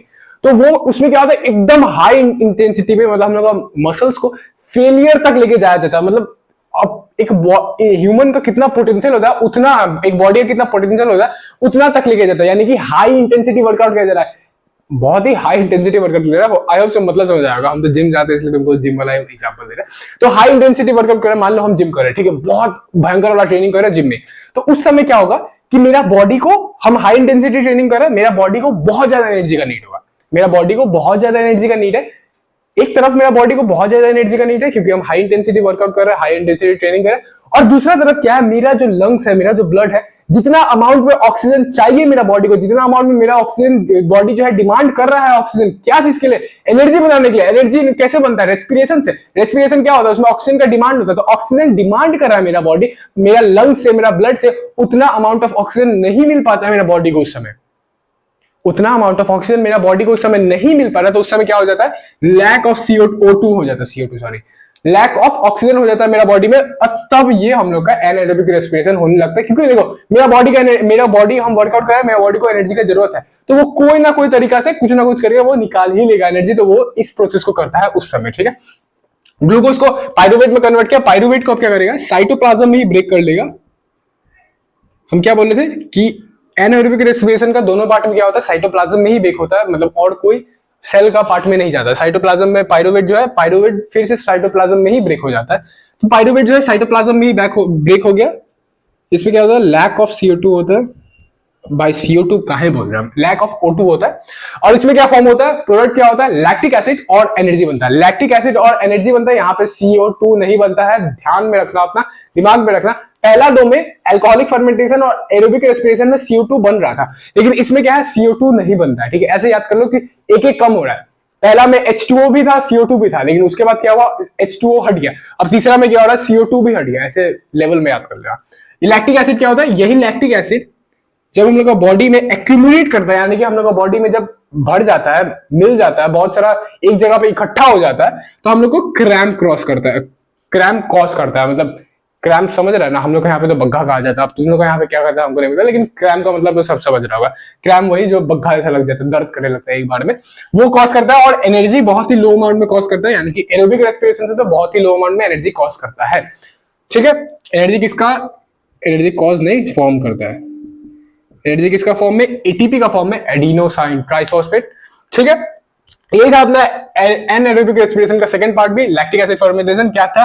ग्लूकोज को पाइरुवेट में कन्वर्ट किया, जो कि फर्स्ट स्टेप है अपना। अब पाइरुवेट को देख रहा है कि लैक ऑफ ऑक्सीजन है, कब हो रहा है? जब मेरे को इंटेंस वर्कआउट हम कर रहे हैं, उस समय ऑक्सीजन का बहुत ज्यादा डिमांड है मेरा बॉडी के पास, लेकिन मेरा बॉडी जो है, मेरा जो लंग्स है, मेरा ब्लड जो है उतना डिमांड को मीट नहीं कर पा रहा है। तो उस समय क्या हो जाता है? एक लैक ऑफ ऑक्सीजन का क्रिएट हो जाता है मेरा बॉडी में, बॉडी का सिचुएशन क्रिएट हो जाता है। तो वो क्या करता है उस समय, क्योंकि उसको एनर्जी की जरूरत है, तो वो लैक्टिक एसिड मतलब ऐसा रेस्पिरेशन कर देता है, एनाएरोबिक रेस्पिरेशन में आ जाता है, अपना मोड को चेंज कर लेता है, अपना एक इंटेंस मोड, एक हाइपर मोड में आ जाता है, मतलब अलर्ट मोड मान सकते हो, अलर्ट मोड में आ जाता है। और उस समय वो क्या करता है? लैक्टिक एसिड और एनर्जी को फॉर्म करता है। ठीक है, और यही लैक्टिक एसिड हम लोग का मसल्स में जमा होकर हम लोग को क्रैम्प कॉज करता है। तो ह्यूमन रेस्पिरेटरी सिस्टम को पढ़ने के लिए इसमें क्या जानना है कि कैसे सांस अंदर जा रहा है, जो तुमको स्टार्टिंग में ब्रीफ में बताए थे ना, वैसे कैसे सांस अंदर जा रहा है, कैसे लंग्स तक जो है ऑक्सीजन अपना जा रहा है, और लंग्स कैसे ब्लड को ऑक्सीजन दे रहा है, वो हम लोग को पढ़ना है। सबसे पहले स्टार्टिंग होता है अपना, मतलब यहाँ पे ऑर्गन सबको हम लोग और डिटेल में पढ़ने वाले हैं, वो ब्रीफ में थे, ये डिटेल में। तो सबसे पहले स्टार्ट होता है अपना इनहेलेशन से, यानी कि सांस को हम लोग अंदर लेते हैं, सांस को अंदर ले रहे हैं। ठीक है, इसको इनहेलेशन कहा जाता है। ठीक है, सबसे पहले हम लोग इनहेल किए, उसके बाद क्या होता है? इनहेल जो है क्या चीज से कर रहे हैं हम लोग, कौन सा बॉडी का ऑर्गन से कर रहे हैं? तो तुम बोलोगे कि नोज से कर रहे हैं, तो नोज वो ब्रीफ में हुआ। हम लोग को और थोड़ा डिटेल में जाना है, तो नोज का कहां से हम लोग सांस अंदर ले रहे हैं? ये जो होल्स है नोज का, नाक का जो ये जो दो ठो छेदा है, दो ठो होल्स है, इसको, इससे हम लोग सांस ले रहे हैं, इसको कहा जाता है नॉस्ट्रिल। इसको क्या कहा जाता है? नॉस्ट्रिल। चिंता मत करो, तुमको सब चीज जो है डिटेल में मिलने वाला है, ये सिर्फ एक ओवरव्यू है। तो सबसे पहले हम लोग सांस लिए नॉस्ट्रिल से, ये जो छेदा है नॉस्ट्रिल है, फिर नॉस्ट्रिल से क्या होगा? पीछे की तरफ जाएगा, नाक में अंदर उंगली डाल के देखो, तुमको फील होगा, हम इधर में ढालेंगे तुमको अजीब लगेगा। तो नाक के अंदर में छेदा है, तो उसको नेजल पैसेज कहा जाता है। सांस जो है पहले नॉस्ट्रिल से, नॉस्ट्रिल के अंदर नेजल पैसेज में गया। ठीक है, नॉस्ट्रिल के बाद कहां गया? नेजल पैसेज में। चिंता मत करो, सब तुम जानोगे। अभी के लिए एज अ ओवरव्यू देखोगे कैसे पाथ जो है वो क्या है। तो ये नॉस्ट्रिल, नॉस्ट्रिल से नेजल पैसेज। अब ये जो नेजल पैसेज है ना, यहाँ सिर्फ ये छेदा नहीं, ये जो नाक का तुम्हारा छेदा वो छेदा नहीं है, ये यहां तक जाता है। ये यहां से ऐसे एक पाथ है जो यहाँ, अरे भाई कैसे दिखा था, मतलब ये मेरा उंगली देखना, ये जो नाक का छेदा से, नाक का गड्ढा से यहां तक ये जो है ना, यहां तक जाता है। तो ये जो है नेजल पैसेज इतना बड़ा होता है, तो एनसीईआरटी खोल के डायग्राम भी दिखेगा, वो भी तुमको दिखेगा, और यहाँ पे भी हम थोड़ी बात लगा देंगे। तो नेजल पैसेज में क्या, नेजल पैसेज कहां तक होता है भैया? यहां तक होता है। अब यहां तक आया, नेजल पैसेज क्या होगा? फेरिंक्स में ढुकने वाला है। हवा जो है अपना, यानी ऑक्सीजन जो है अपना, वो फेरिंक्स में ढुकेगा। फेरिंक्स कहां पे होता है भैया? फेरिंक्स कुछ अपना यहाँ पे होता है। एक आइडिया दे रहे हैं, रफ आइडिया दे रहे हैं, मतलब फेरिंक्स कुछ अपने यहाँ पे होता है। ठीक है, ये जो हड्डी है यहाँ पे, ये जो हड्डी से स्टार्ट हो जाता है, फेरिंक्स, लैरिंक्स, वॉइस, ट्रेकिया, ये सब हड्डी से स्टार्ट होता है। तो यहाँ पे फेरिंक्स होता है अपना, और फिर फेरिंक्स से क्या होता है? ऑक्सीजन जो है अपना लैरिंक्स में जाता है। फेरिंक्स के बाद सब समझेंगे, तुम चिंता मत करना। फेरिंक्स के बाद लैरिंक्स में आता है। लैरिंक्स क्या होता है? तुम लोग ऐसे करके फील करना, ठीक है, यहाँ पे पूरा छूना। अब यहाँ पे छूने से तुमको फील होगा कि एक जो पार्ट है वो थोड़ा ऐसे करके बाहर निकला हुआ है, तो जो वो पार्ट ऐसे करके बाहर निकला हुआ है वही अपना लैरिंक्स होता है, उसको वॉइस बॉक्स भी कहा जाता है। और बहुत सारा लड़का लोग को क्या होता है? एडम्स एप्पल निकला हुआ रहता है, यानी कि प्यूबर्टी के टाइम में वो ज्यादा निकल जाता है। मेरा उसमें ज्यादा निकला हुआ नहीं है, लेकिन बहुत ज्यादा लड़का, बहुत जन का देखा होगा कि वैसे निकला रहता है, तो वो लैरिंक्स ही है, वो वॉइस बॉक्स ही है। तो फेरिंक्स के बाद अपना लैरिंक्स में आया ऑक्सीजन, और उसके बाद क्या होगा? ये अपना लैरिंक्स हुआ, मेरा थोड़ा सा निकला हुआ, हमको फील छूने से पता चला है, दोनों की तुमको दिख रहा होगा कि नहीं। और उसके बाद क्या होता है? विंड पाइप में अपना सांस जो है अपना विंड पाइप में आ जाता है। विंड पाइप कहां पे होता है? ये फुट पाइप है, फुट पाइप के पीछे विंड पाइप होता है, आगे में फुट पाइप है, फुट पाइप के पीछे जो है विंड पाइप होता है, दोनों पाइप ऐसे रहता है। तो फुट पाइप का हम लोग का काम तो नहीं है, हम लोग को सांस से ऑक्सीजन ले रहे, तो ऑक्सीजन क्या सांस, ये विंड है, तो विंड का काम हो रहा है, तो विंड पाइप इस्तेमाल में आएगा। तो विंड पाइप में जाता है अपना, जिसको हम लोग ट्रेकिया कहते हैं। ट्रेकिया को ही विंड पाइप कहते हैं, विंड पाइप को ही ट्रेकिया कहते हैं। ठीक है, अब ट्रेकिया से क्या होगा? ट्रेकिया कुछ यहाँ से स्टार्ट हो जाता है, लैरिंक्स के नीचे स्टार्ट हो जाता है। लैरिंक्स छोटा सा ही होता है, इतना सा, यहाँ पे लैरिंक्स। अब यहाँ से ट्रेकिया स्टार्ट हो गया। ट्रेकिया क्या है? थोड़ा लंबा हो जाएगा, लगभग 10 से 15 सेंटीमीटर, और तुम मान लो चेस्ट का तुम्हारा मिड पार्ट तक आ जाएगा। यहाँ तक मेरा जो चेस्ट है ना, यहाँ तक, पता नहीं वीडियो में दिख रहा है कि नहीं, यहाँ तक मान लो, यहाँ तक आ जाता है अपना, यहाँ तक जो है, यहाँ तक आ जाएगा अपना ट्रेकिया, यानी कि विंड पाइप। ठीक है, अब यहाँ से क्या होगा? ये जो है डिवाइड हो जाएगा दो ट्यूब में क्या होगा? डिवाइड हो जाएगा। तो यहाँ पे ऐसे करके यहाँ पे डिवाइड हो जाएगा। ठीक है, डिवाइड हो गया ब्रोंकाई में। डिवाइड हो गया ब्रोंकाई में, तो वो ब्रोंका में अब जाएगा, सांस जो है ब्रोंकाई में जाएगा। ये सब कहाँ पे हो रहा है? लंग्स के अंदर में हो रहा है। लंग्स के अंदर वाला पार्ट में ऐसे ही कुछ होता है, तो वही हम लोग अंदर में घुस के देख रहे हैं कैसे होता है। जिसे हाथ हम लोग कटा, तो उसको अंदर में घुस के देख रहा है कि कैसे हो रहा है, या बाइक का अंदर में घुस के देख रहे हैं कैसे उसका इंजन काम कर रहा है। वैसे यहाँ पे लंग्स के अंदर में हम लोग घुस के देख रहे हैं कि लंग्स कैसे काम कर रहा है। ये अपना लंग्स है, लंग्स के अंदर में ब्रोंकाई जो है डिवाइड हो गया। ब्रोंकाई जो है अब एक बार डिवाइड हो गया, विंड पाइप जो एक बार डिवाइड हुआ ब्रोंकाई में। अब ब्रोंकाई जो है, ये दोनों जो ब्रोंकाई है और डिवाइड होगा किसमें? ब्रोंकियोल में। ब्रोंकाई जो है और डिवाइड होगा ब्रोंकियोल में, यानी कि ये मान लो एक पेड़ का डंडी, ठीक है, पेड़ का ब्रांच, अब वो जो है पेड़ का डंडी और डिवाइड होगा और ब्रांचेस में, पेड़ का डंडी और डिवाइड हुआ और ब्रांचेस में, यानी कि मान लो कुछ ऐसा कुछ, अब ये ऐसे ऐसे हुआ, फिर ऐसे ऐसे हुआ, फिर ऐसे ऐसे हुआ, मतलब और थोड़ा ब्रांचेस में हो गया। ब्रोंकाई जो है ब्रोंकियोल में आ गया। ठीक है जी, ठीक है। अब ये जो है डिवाइड हो गया। लास्ट में क्या होता है? एक सबसे मोस्ट इंपॉर्टेंट चीज जो सीबीएसई में बहुत बार पूछा जाता है कि लास्ट में क्या होता है? ये अंगूर या फिर रिंग रिंग शेप, गोल गोल शेप क्या है? गुच्छा हो जाता है, ये गुच्छा बन जाता है, और ये गुच्छा को एल्वियोलाई कहा जाता है, जो कि बहुत इंपॉर्टेंट चीज है। तुम पढ़ेगा इसके आगे में डिटेल में, अभी समझ लो बस कि ये जो है एल्वियोलाई होता है, और इसका सैक को यानी कि पूरा गुच्छा को तो इन टोटल में मिला के बोला जाता है एल्वियोलर सैक। ठीक है, ये एल्वुलाई से ही हम लोग का ब्लड में जाता है खून, मतलब लास्ट पार्ट जो है, लास्ट एंडिंग जो है, लास्ट गेट जो है वो एल्वुलाई ही है। ठीक है, तो क्या हुआ? फिर से एक बार रिवीजन कर लो, फिर से एक बार समझो। तुम सांस क्या है? सांस लिया, तुम सांस लिया, इनहेल किया, सांस को अंदर लिया, किससे अंदर लिया? नाक से। नाक का किससे? और डिटेल में जाओ, किससे? नॉस्ट्रिल से, नाक का छेदा से, यानी कि नॉस्ट्रिल से। नॉस्ट्रिल से कहां गया? नेजल पैसेज में गया। नेजल पैसेज, ये जो गड्ढा है ये है। नेजल पैसेज कहां तक होता है तुमको पता है? यहां तक होता है, एक रफ आइडिया दे रहा है, यहां तक अपना नेजल पैसेज होता है। नेजल पैसेज के बाद यहाँ पे क्या होता है? फेरिंग्स होता है। फेरिंग्स के बाद कहां गया ऑक्सीजन? जो कहां गया? लैरिंग्स में गया। लैरिंग्स के बाद कहां गया? ट्रेकिया में गया। ट्रेकिया कहां पे है? ये जो विंड पाइप है, ये ट्रेकिया। ट्रेकिया क्या हो गया? उसके बाद जाके डिवाइड हो गया। ट्रेकिया की जिसमें किसमें डिवाइड हुआ? ब्रोंकाई में डिवाइड हो गया, दो पार्ट में डिवाइड हो गया, दो ट्यूब में डिवाइड हो गया, जिसको ब्रोंकाई कहा जाता है। और ये जो ब्रोंकाई है और डिवाइड हुआ और ब्रांचेस में जाके टूटा, इसको ब्रोंकियोल कहा जाता है। ब्रोंकियोल का एंडिंग में अंगूर शेप का गुच्छा बना होता है, जिसको सिंगुलर में एल्वियोलाई कहा जाता है, और पूरा गुच्छा को एक साथ एल्वियोलर सैक कहा जाता है। और उसके बाद यहीं से अपना एंडिंग होता है, ये जो एंड गेट है अपना, उसके बाद ब्लड ले लेता है। ठीक है, हम लोग आ चुके हैं वही सब चीज को डिटेल में पढ़ने के लिए। यहाँ पे क्या है? यहाँ पे हम सारी चीज लिख दे। इसका ऊपर एक फोटो यहाँ पे दिख रहा होगा तुमको, जो कि एनसीईआरटी का अपना डायग्राम है। तुम चाहेगा अपना एनसीईआरटी बुक खोल के बैठ सकते हैं, यहाँ से भी तुमको काम चल जाएगा। ठीक है, हम लोग स्टार्ट करते हैं सबको पढ़ना। सबसे पहले अपना ऑर्गन जो आता है वो होता है अपना नॉस्ट्रिल। नॉस्ट्रिल क्या होता है? एक पेयर ऑफ ओपनिंग होता है अपना नाक का। नाक का pair of opening. Pair of opening से कहने का क्या मतलब है? दो ठो ओपनिंग। तो दो ठो ओपनिंग है, यहाँ पे दो छेदा है तुम्हारा नाक का, उसी को पेयर ऑफ ओपनिंग कहा जा रहा है, जो कि अपना नाक के लिए है। Pair of opening for the nose है।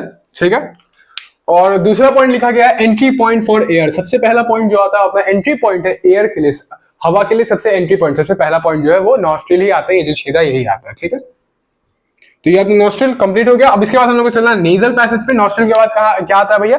नेजल पैसेज आता है। थोड़ी देर पहले पढ़ाए से याद करो। तो नॉस्ट्रिल के बाद नेजल पैसेज आ रहा है। नेजल पैसेज क्या है? ये जो नाक के अंदर जो छेदा है, छेदा नहीं क्या बोल सकते, नाक के अंदर जो गड्ढा है, खाली टाइप का स्पेस है, उसको पैसेज कहा जा रहा है। एक पैसेज कहने का इन द सेंस वो कहना चाह रहा है कि एक रास्ता है। तो ये एक रास्ता है, नाक के अंदर जो खाली रास्ता है, यहां से यहां तक। हम क्या बताए थे? यहां से थोड़ा और थोड़ा दूर जाते जाते यहां तक, जैसे ये जो मेरा, जिसको जॉलाइन बोलते हैं ना तुम लोग, जॉलाइन जहां पे एंड हो रहा है, यहां तक मान लो यहां पे आता है। ठीक है, यहां तक आता है। अब क्या है? वो क्या होता है? एक पैसेज होता है जो कि लोकेटेड होता है आफ्टर द नॉस्ट्रिल। ठीक है, सिंपल सा बात। नॉस्ट्रिल के बाद एक पैसेज है, एक रास्ता है, जो कि लोकेटेड है, नॉस्ट्रिल के बाद लोकेटेड है, और यहां तक आता है लगभग। Lined with fine hairs and mucus which prevent dust from entering the lungs. ये बहुत सारा इसके, हम लोग, तुम नाक के अंदर छेद हाथ डाल के देखना, सॉरी, तुम नाक के अंदर अपना हाथ डाल के देखना, वहां पे तुम्हारा हेयर भी होगा, बहुत सारा चूल भी होगा, और थोड़ा वैक्सी सब्सटेंस। म्यूकस कहने का मतलब एक वैक्सी सब्सटेंस होता है। तो ये सब भी प्रेजेंट रहता है। क्यों प्रेजेंट रहता है? ताकि डस्ट पार्टिकल जो है हम लोग का नाक से अंदर होकर, हम लोग का नाजल पैसेज से अंदर होकर, ये विंड पाइप से अंदर होकर लंग्स में ना जाए। लंग्स में जाएगा तो हम लोग को बहुत हार्म करेगा। तो इसलिए ये सब प्रेजेंट होता है। ये लोग क्या करता है? वो डस्ट पार्टिकल जो है उसको ट्रैप कर देता है, उसको आगे जाने ही नहीं देता है। एक गेट बन जाता है वो लोग के लिए, एक बैरियर बन जाता है वो लोग के लिए। तो ये लोग जो है, इसलिए हेयर और म्यूकस रहता है। और यहाँ पे तुमको कंफ्यूजन आएगा कि तुम कहीं कहीं वर्ड पड़ेगा नेजल कैविटी, और यहाँ पे हम दिखा रहे हैं नेजल पैसेज। तो भैया दोनों में अंतर क्या है? ठीक है, तो यह तुम्हारा एक छेद है, हम समझाते हैं। ये तुम्हारा एक छेद है, ये तुम्हारा दूसरा छेद है। यहाँ पे भी गड्ढा है, इस तरफ उंगली डालेगा, यहाँ पे भी गड्ढा है। ठीक है, और बीच में एक वॉल है। ठीक है, तो ये जो एक तरफ वाला है, एक सेगमेंट है, ये वाला जो पैसेज है, इस तरफ से पैसेज बन रहा है, इस तरफ से एक पैसेज बना, ये जो बीच में तुम्हारा नाक का बीच में एक वॉल है, उसको कोई किसी चुल मचा हुआ तो उसका नाम है नेजल सेप्टम, ठीक है। तो ये एक साइड का हो गया और ये एक साइड हो गया, एक साइड का हो गया। तो ये सिंगुलर जो कहना चाह रहा है, मतलब ये जो एक साइड वाला है, ये जो वॉल का इस तरफ है, ये एक नेजल पैसेज हुआ, और जो वॉल का उस तरफ है वो एक नेजल पैसेज हुआ। और इसी को अगर मिला देंगे दोनों को, एक साइड कंबाइन करके बोला जाता है, तो उसको नेजल कैविटी बोला जाता है, ठीक है। आई होप तुम समझा होगा इसका मतलब क्या है। मतलब वॉल का एक साइड नेजल, एक नेजल पैसेज, वॉल का दूसरा साइड एक नेजल पैसेज, लेकिन उसी को अगर पूरा कंबाइन कर देंगे, ये पूरा कंबाइन करके बोलेंगे तो इसको नेजल कैविटी कहा जाता है, ठीक है। तो इसके बाद तुम कंफ्यूज नहीं होने वाला नेजल कैविटी क्या होता है। अब नेजल पैसेज हम लोग डिस्कस कर लिए। तीसरा पॉइंट है अपना फेरिंग्स।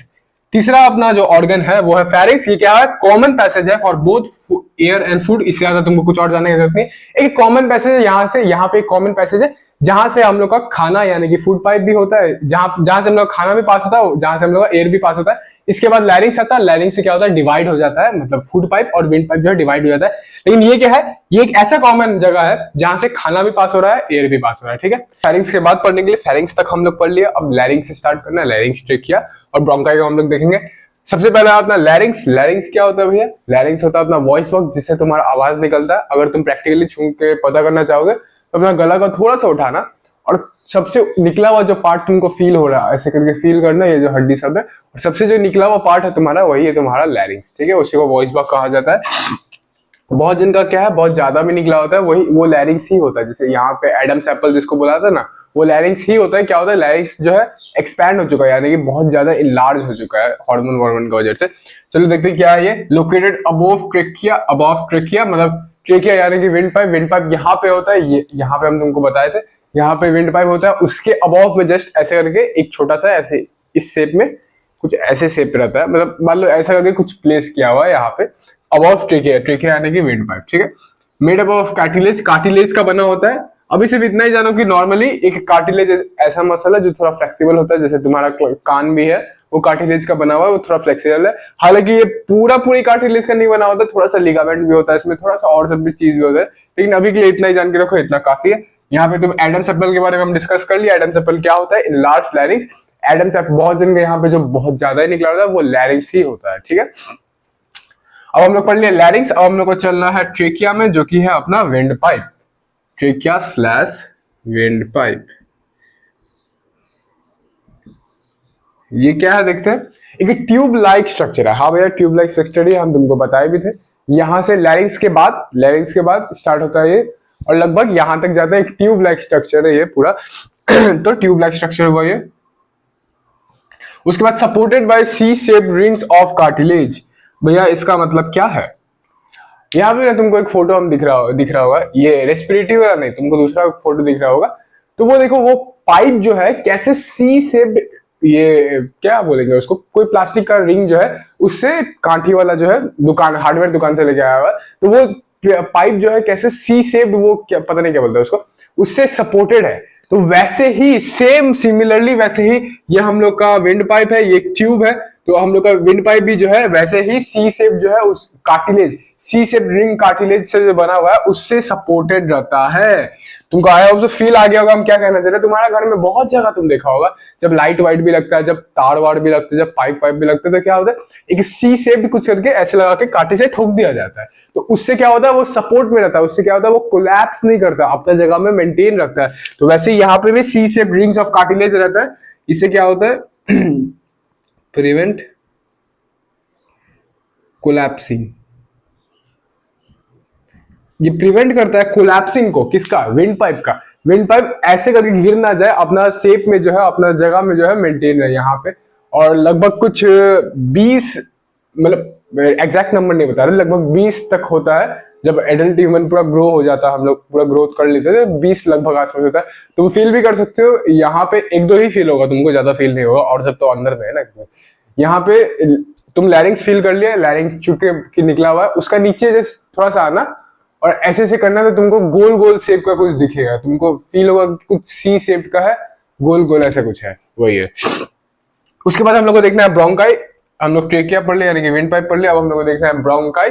ब्रोंकाई क्या है? Trachea divides into 2 smaller tubes called bronchi. ये अपना ट्रेकिया है, विंड पाइप है। विंड पाइप क्या है? विंड पाइप जाके डिवाइड होता है दो स्मॉलर ट्यूब में, जो कि हम तुमको स्टार्टिंग में बता चुके हैं। वो दोनों स्मॉलर ट्यूब जो है अपना ब्रोंकाई कहलाता है। ब्रोंका के बारे में ज्यादा कुछ पूछता नहीं है ना, एनसीईआरटी में उतना दिया हुआ है, तुमको बस इतना ही जान के रखना है, ठीक है। ट्रेकिया डिवाइड हो रहा है दो स्मॉलर ट्यूब में, जिसको ब्रोंकाई कहा जाता है, ठीक है। ब्रोंकाई अपना हो गया। अब ब्रोंकियोल क्या होता है भैया? ब्रोंकियोल जो है, ये ट्रेकिया आया अपना, विंड पाइप आया, विंड पाइप दो पार्ट में डिवाइड हुआ, वो हो गया ब्रोंकियोल। और ब्रोंकियोल जो है और ब्रांचेस में डिवाइड हो जाएगा। ये अपना ब्रोंकाई, अब ये ब्रोंकाई जो है और ब्रांचेस में डिवाइड हो जाएगा, और ब्रांचेस में डिवाइड हो जाएगा। तो ये सारा जो ब्रांचेस है इसको कहा जाता है ब्रोंकियोल। ये सारा जो ब्रांचेस है यही है अपना ब्रोंकियोल। तो bronchi further divides into smaller branches. Branches कैसे पेड़ का एक टहनी होता है, फिर और ब्रांचेस में फैल जाता है, वो क्या गुच्छा ब्रांचेस, जो भी ब्रांचेस में फैल जाता है उसी को अपना ब्रोंकियोल कहा जाता है, ठीक है भैया।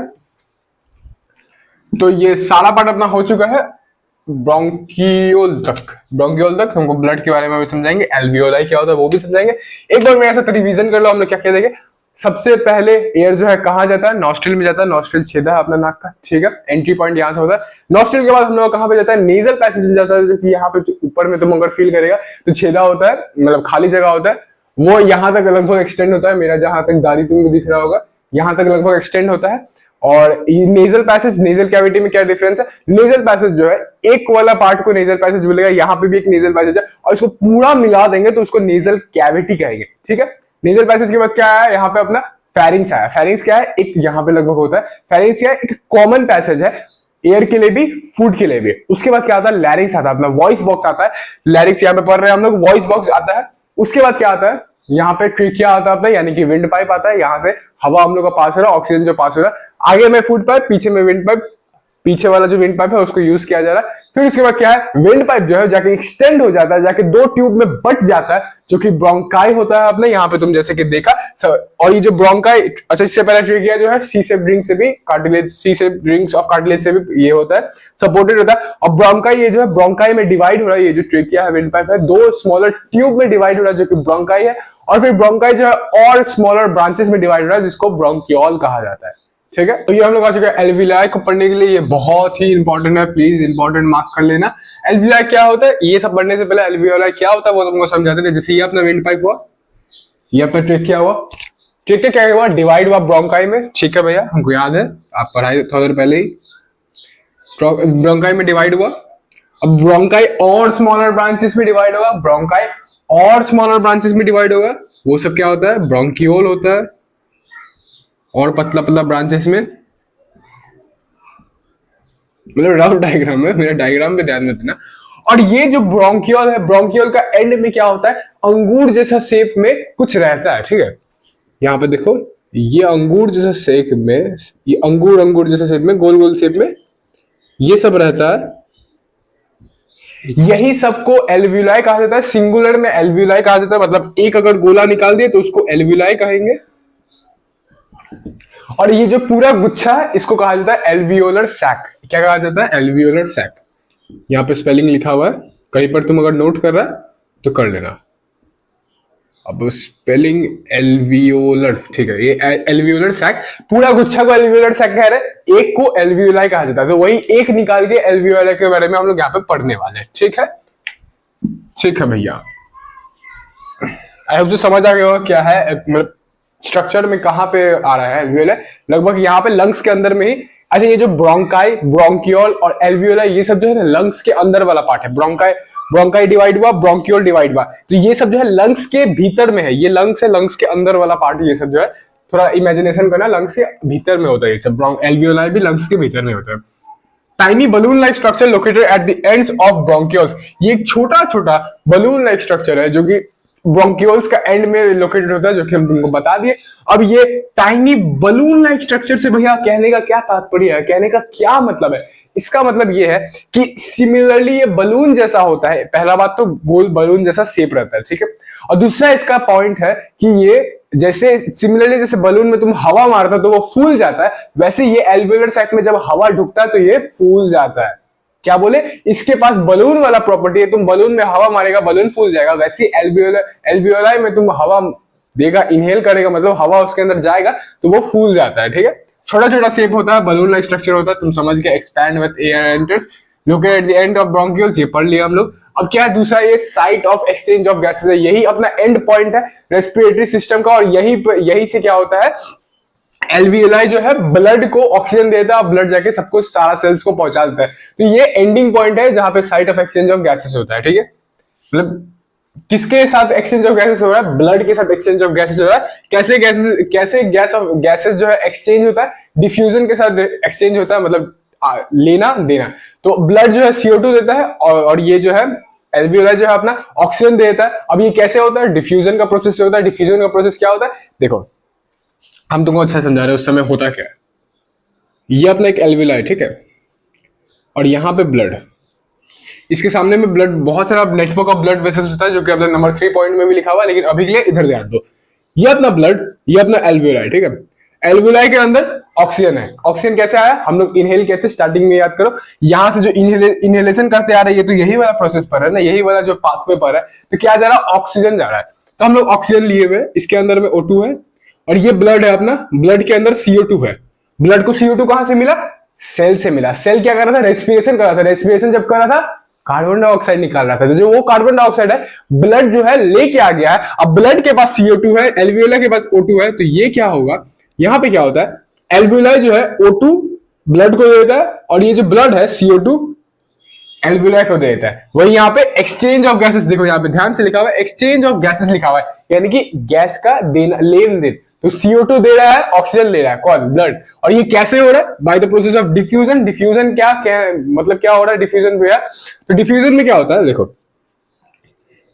डिफ्यूजन में हायर कॉन्सेंट्रेशन एरिया से लोअर कॉन्सेंट्रेशन एरिया में ये ऑक्सीजन का जाना है या फिर गैसेस का जाना है, अभी के लिए इतना समझो। तो डिफ्यूजन में क्या होता है, गैसेस जो है हायर कॉन्सेंट्रेशन एरिया से लोअर कॉन्सेंट्रेशन एरिया में जाता है। जैसे यहाँ पे क्या हो रहा है, देखो एल्वियोलाई के अंदर ऑक्सीजन है, ठीक है, बहुत ही भरपूर मात्रा में ऑक्सीजन है, तो वो क्या है, वहां पे हायर कॉन्सेंट्रेशन ऑफ ऑक्सीजन है। और ब्लड में क्या है, CO2 ज्यादा है लेकिन ऑक्सीजन का कमी है, तो वहां पे लोअर कॉन्सेंट्रेशन ऑफ ऑक्सीजन है। तो यहाँ पे क्या होगा, ऑक्सीजन जो है हायर कॉन्सेंट्रेशन से लोअर कॉन्सेंट्रेशन में चल जाएगा, यानी कि एल्वियोलाई से ब्लड में चल जाएगा। और वैसे ही ब्लड में हायर कॉन्सेंट्रेशन है, यानी कि ज्यादा मात्रा में कार्बन डाइऑक्साइड है, और एल्वियोलाई में कम मात्रा में कार्बन डाइऑक्साइड है, तो क्या होगा, हायर कॉन्सेंट्रेशन से लोअर कॉन्सेंट्रेशन में जाएगा, यानी कि कार्बन डाइऑक्साइड जो है ब्लड से एल्वियोलाई में चल जाएगा। तुम समझे, यही प्रोसेस होता है डिफ्यूजन का, ठीक है। और एक पॉइंट है कि ये जो है बहुत, इसका जो एल्वियोलाई जो है ना, उसका सेल जो है, उसका बाहर का जो वॉल होता है बहुत ही पतला होता है, तो ये प्रोसेस जो है ना और आसान हो जाता है। और ये प्रोसेस इसलिए भी आसान हो जाता है क्योंकि जब एल्वियोलाई में ऑक्सीजन ढुकेगा तो एल्वियोलाई जो है ना फूल जाता है। एल्वियोलाई फूल गया, सबसे पहला बात तो जब फूल गया तो सारा सरफेस से, मतलब सरफेस एरिया बढ़ गया तो उसका, तो सारा जगह से वो अपना डिफ्यूजन कर सकता है। और दूसरा बात, जैसे वो फूल जाता है ना, जैसे बलून जब पतला होता है तो उसका छू के देखना वो थोड़ा मोटा मोटा लगता है, लेकिन जब बलून को फुलाया तो उसका लेयर जो है, उसका वॉल जो है और पतला हो जाता है और प्रिसाइज हो जाता है। वैसे ही एल्वियोलाई का जो ये वॉल जो है और प्रिसाइज हो जाएगा, तो और आसानी से डिफ्यूजन हो पाएगा और आसानी से लेन देन हो पाएगा अपना कार्बन डाइऑक्साइड और ऑक्सीजन का, ठीक है। ये अपना दूसरा पॉइंट समझ आ गया होगा, और एक्सचेंज ऑफ गैसेस कैसे होता है वो भी समझ आ गया होगा, आई होप सो। और दूसरा पॉइंट ये थिन वॉल्ड होता है, जी हाँ भैया ये थिन वॉल्ड होता है। थिन वॉल नहीं होगा तो डिफ्यूजन कैसे होगा, लॉजिकली सोचो। और कोई तुमको अगर पूछे कि कितना पतला होता है ये जो एल्वियोलाई का वॉल सब जो है, तो तुम बोल देना 1 सेल थिक होता है, 1 सेल थिक। इसका कहने का मतलब क्या है, मतलब एक सेल जितना पतला होता है हम लोग का एक सेल, बॉडी का सेल, जो कि माइक्रोस्कोप में भी नहीं दिखता, माइक्रोस्कोप को भी और जूम करके देखना पड़ जाता है, तो वो वाला सेल जो है जितना उसका थिकनेस होता है उतना ही इसका भी ये होता है। 1 सेल थिन लिखे या थिक लिखे, अरे जो भी लिखे, मतलब एक सेल जितना मोटाई होता है इसका, इतना समझो। और फिर richly supplied with blood, network of blood vessels होता है, मतलब इसके सामने बहुत सारा नेटवर्क ऑफ ब्लड वेसल्स होता है। Supplied with network of blood vessels का कहने का मतलब है कि एल्वियोलाई जो है, ये जो गोल वाला अंगूर वाला है, ये अंगूर के सामने बहुत सारा खून, मतलब ब्लड वेसल्स बहुत सारा रहता है। क्यों होता है, क्योंकि वही भैया उसको एक्सचेंज ऑफ गैसेस करना, ब्लड से कार्बन डाइऑक्साइड लेना, ऑक्सीजन को ब्लड को देना, ठीक है। मतलब ये अंगूर के सामने बहुत सारा नेटवर्क ऑफ ब्लड वेसल्स है, बहुत सारा ब्लड वेसल्स, बहुत सारा खून इसके सामने प्रेजेंट रहता है। ठीक है, ये ऐसे एग्जाम में अपना लिख सकते हो तुम। ये डेफिनेशन सब अच्छा से लिख के लाए, ये नोट सब अच्छा से लिख के लाए, प्लीज अपना कॉपी में रख लेना। यहीं पर ये टॉपिक अपना खत्म होता है। चलो चलते हैं अपना नेक्स्ट टॉपिक पे। हेमोग्लोबिन को समझते हैं। हेमोग्लोबिन क्या होता है? एक कॉम्प्लेक्स प्रोटीन है जो कि आरबीसी के अंदर पाया जाता है। आरबीसी क्या है भैया? हम लोग के ब्लड के अंदर red blood cell, white blood cell होता है ना, तो वैसे आरबीसी के अंदर भी एक प्रोटीन होता है, कॉम्प्लेक्स प्रोटीन होता है जिसको आयरन कंटेनिंग प्रोटीन भी कहा जाता है, उसको हेमोग्लोबिन कहा जाता है। फॉर एग्जांपल ये हो गया अपना आरबीसी, एक आरबीसी का सेल हो गया और इसके अंदर कुछ ऐसा शेप में हेमोग्लोबिन अपना पाया जाता है। तुमको इतना डिटेल में जानने की जरूरत नहीं, सिर्फ तुमको बताया कि आरबीसी के अंदर हेमोग्लोबिन जो है वो पाया जाता है। ठीक है, तो ये पहला पॉइंट हो गया। दूसरा पॉइंट है कि रेस्पिरेटरी पिगमेंट है। भैया ये रेस्पिरेटरी पिगमेंट का मतलब क्या हुआ? देखो क्या बात है कि हम लोग का बॉडी में like most of the time तुम कभी भी सुनते हैं एक्सचेंज ऑफ गैसेस कहीं पे भी होता है तो डिफ्यूजन का यूज किया जाता है। डिफ्यूजन होता है, तुमको डिफ्यूजन समझा दिया क्या होता है, तो मोस्ट ऑफ द जगह डिफ्यूजन का यूज हुआ। लेकिन हम लोग का बॉडी में डिफ्यूजन यूज नहीं हो सकता। क्यों नहीं हो सकता भैया? क्योंकि वो बहुत ज्यादा टाइम ले लेगा हम लोग का एक बॉडी पार्ट से दूसरा बॉडी पार्ट तक जाने के लिए। तुम्हारा बॉडी में हर जगह सेल है, हर जगह सेल है, यानी कि हर जगह रेस्पिरेशन का जरूरत है, हर जगह से एनर्जी तुमको मिलना चाहिए। तो हर जगह तक वो ऑक्सीजन को पहुंचाने के लिए through the process of diffusion से उससे बहुत ज्यादा टाइम लग जाएगा। और इतना टाइम लग जाएगा कि उतना टाइम हम लोग के बॉडी के पास है नहीं, उतना टाइम हम लोग का बॉडी के पास है नहीं। तो क्या होता है, हम लोग का ब्लड उसमें काम आता है। ब्लड बोलता है कि एक काम करो, ये रिस्पॉन्सिबिलिटी हम लेते हैं, और ब्लड ट्रांसपोर्ट कराता है ये सब जो ऑक्सीजन जो है पूरा तुम्हारा पूरा बॉडी में ब्लड जो है कुछ चंद सेकंड में या कुछ चंद मिनट में उसको ट्रांसपोर्ट करा देता है। और कैसे ट्रांसपोर्ट कराता है? ये ब्लड के अंदर आरबीसी होता है, आरबीसी के अंदर हेमोग्लोबिन होता है। हेमोग्लोबिन जो है ऑक्सीजन के साथ एफिनिटी होता है, यानी कि उसको जो है अट्रैक्शन होता है। और हेमोग्लोबिन है उसको ऑक्सीजन से अट्रैक्शन है, तो वो जैसे ही ऑक्सीजन को देखेगा वो क्या कर लेगा, खुद के साथ बाइंड कर लेगा, यानी खुद के साथ उसको मिला लेगा। फॉर एग्जांपल मानो कंधा में ऐसे करके जकड़ लेगा, तो उसको करके मिला लिया, उसको अपने पॉकेट में रख लिया, खुद के साथ जकड़ लिया, उसको ऑक्सीजन को वो बाइंड कर लिया, खुद से अट्रैक्ट कर लिया, और उसको लेके वो क्या करता है, सारा बॉडी पार्ट को पहुंचा देता है। सारा बॉडी पार्ट जहां जहां सारा सेल्स में जहां जहां ऑक्सीजन की जरूरत था वहां वहां पहुंचा दिया, और वहां पे जाके रेस्पिरेशन हो जाता है अपना। ठीक है, ऑक्सीजन रेस्पिरेशन के लिए क्या चाहिए? ऑक्सीजन चाहिए, इसलिए यहाँ पे लिखा गया है रेस्पिरेटरी पिगमेंट। रेस्पिरेशन के लिए क्या चाहिए? ऑक्सीजन चाहिए, इसलिए यहाँ पे लिखा गया है रेस्पिरेटरी पिगमेंट। और रेस्पिरेटरी पिगमेंट कुछ ऐसा कहना चाह रहा है कि वो डिलीवरी ट्रक है ऑक्सीजन का, यानी कि वो डिलीवर कराता है ऑक्सीजन को, इसलिए यहाँ पे रेस्पिरेटरी पिगमेंट लिखा गया। तुमको उतना मीनिंग समझने की जरूरत नहीं है, सिर्फ वर्ड पढ़ लो रेस्पिरेटरी पिगमेंट। और डिलीवरी ट्रक भी कहा जाता है इसको ऑक्सीजन का, क्योंकि ये डिलीवर कराता है ऑक्सीजन को हम लोग का पूरा बॉडी पार्ट में। ठीक है, अब क्या है इसका? हाई एफिनिटी है ऑक्सीजन के साथ, जो कि हम तुमको अभी बता दिए। एफिनिटी मतलब क्या होता है भैया? एफिनिटी यानी कि अट्रैक्शन। तो ये क्या है? इसका बहुत ज्यादा अट्रैक्शन है ऑक्सीजन के साथ, इसलिए तो ये बाइंड कर पा रहा है ना खुद को ऑक्सीजन के साथ, इसलिए ये बाइंड कर पा रहा है, ना कि कार्बन डाइऑक्साइड के साथ। ये चाहता तो कार्बन डाइऑक्साइड भी ले सकता था, या हम लोग इनहेल करते हैं तो उसमें नाइट्रोजन भी होता है, बहुत कुछ, बहुत टाइप के गैसेज होता है ना, हम लोग का बॉडी के अंदर भी बहुत सारा टाइप का गैसेज होता है। लेकिन ये चाहता तो नाइट्रोजन के साथ भी कंबाइन कर सकता है, लेकिन ऐसा नहीं है। इसके पास ऑक्सीजन के साथ ही इसका हाई एफिनिटी है, हाई अट्रैक्शन है, इसलिए ऑक्सीजन को लेके पूरा बॉडी तक पहुंचा देता है, जो कि हम लोग के लिए बहुत ज्यादा फायदेमंद है। ठीक है, ये क्या करता है? कंटेन करता है आयरन को, इसके अंदर आयरन होता है, और यही जो है हेमोग्लोबिन ही जो है जो रेड कलर देता है हम लोग का ब्लड को। हम लोग का खून लाल क्यों है भैया? रेड ब्लड सेल का वजह से नहीं, रेड ब्लड सेल का और अंदर जाके हेमोग्लोबिन जो है, हेमोग्लोबिन हम लोग का ब्लड को लाल कलर देता है, यानी कि रेड कलर देता है, जो कि ये मार्कर का भी कलर है। ठीक है, अब एफिनिटी ऑफ हेमोग्लोबिन के बारे में हम लोग को पढ़ना है कि हेमोग्लोबिन जो है उसका एफिनिटी कैसा है। एफिनिटी क्या मतलब होता है भैया? एफिनिटी का मतलब अट्रैक्शन, जो कि तुमको हम थोड़ा देर पहले समझा चुके हैं। तो यहां पे हम लोग को समझना है कि एफिनिटी का अट्रैक्शन कैसा है फॉर वेरियस गैसेस, मतलब गैसेस के लिए कैसा अट्रैक्शन है इसका। तो यहां पे देखो, पहले आता है CO2। ठीक है, हम लोग दो केसेस ले ले, CO2 और O2। CO2 यानी कि कार्बन डाइऑक्साइड, O2 यानी कि अपना ऑक्सीजन। तो अगर ये केस हुआ, यानी कि कार्बन डाइऑक्साइड और ऑक्सीजन मिला हेमोग्लोबिन को, दोनों ऑप्शन है उसके सामने, तो वो क्या करेगा? तो हेमोग्लोबिन अपना क्या करता है? वो ऑक्सीजन को चूज करता है, वो ऑक्सीजन के साथ जाके बाइंड कर लेता है, वो उसको ऑक्सीजन के साथ ज्यादा अट्रैक्शन है, तो यानी कि वो ऑक्सीजन के पास जाएगा। अगर CO2 ऑक्सीजन हुआ तो वो ऑक्सीजन के पास जाने वाला है। लेकिन अगर मान लो कार्बन मोनोऑक्साइड तुम्हारा बॉडी में रह गया, अगर तुम्हारा बॉडी में कार्बन मोनोऑक्साइड ढुक गया, तो वो क्या करने वाला है? कार्बन मोनोऑक्साइड के साथ जाके बाइंड करने वाला है। जितना ऑक्सीजन के साथ इसका एफिनिटी होता है, जितना ऑक्सीजन के साथ इसका अट्रैक्शन होता है, उससे 200 से 300 गुना ज्यादा इसका कार्बन मोनोऑक्साइड के साथ ज्यादा अट्रैक्शन होता है। तो अगर तुम्हारा बॉडी के अंदर कार्बन मोनोऑक्साइड आ गया, तो वो कार्बन मोनोऑक्साइड के साथ कंबाइन करने वाला ऑक्सीजन को लात मार के भगा देने वाला है।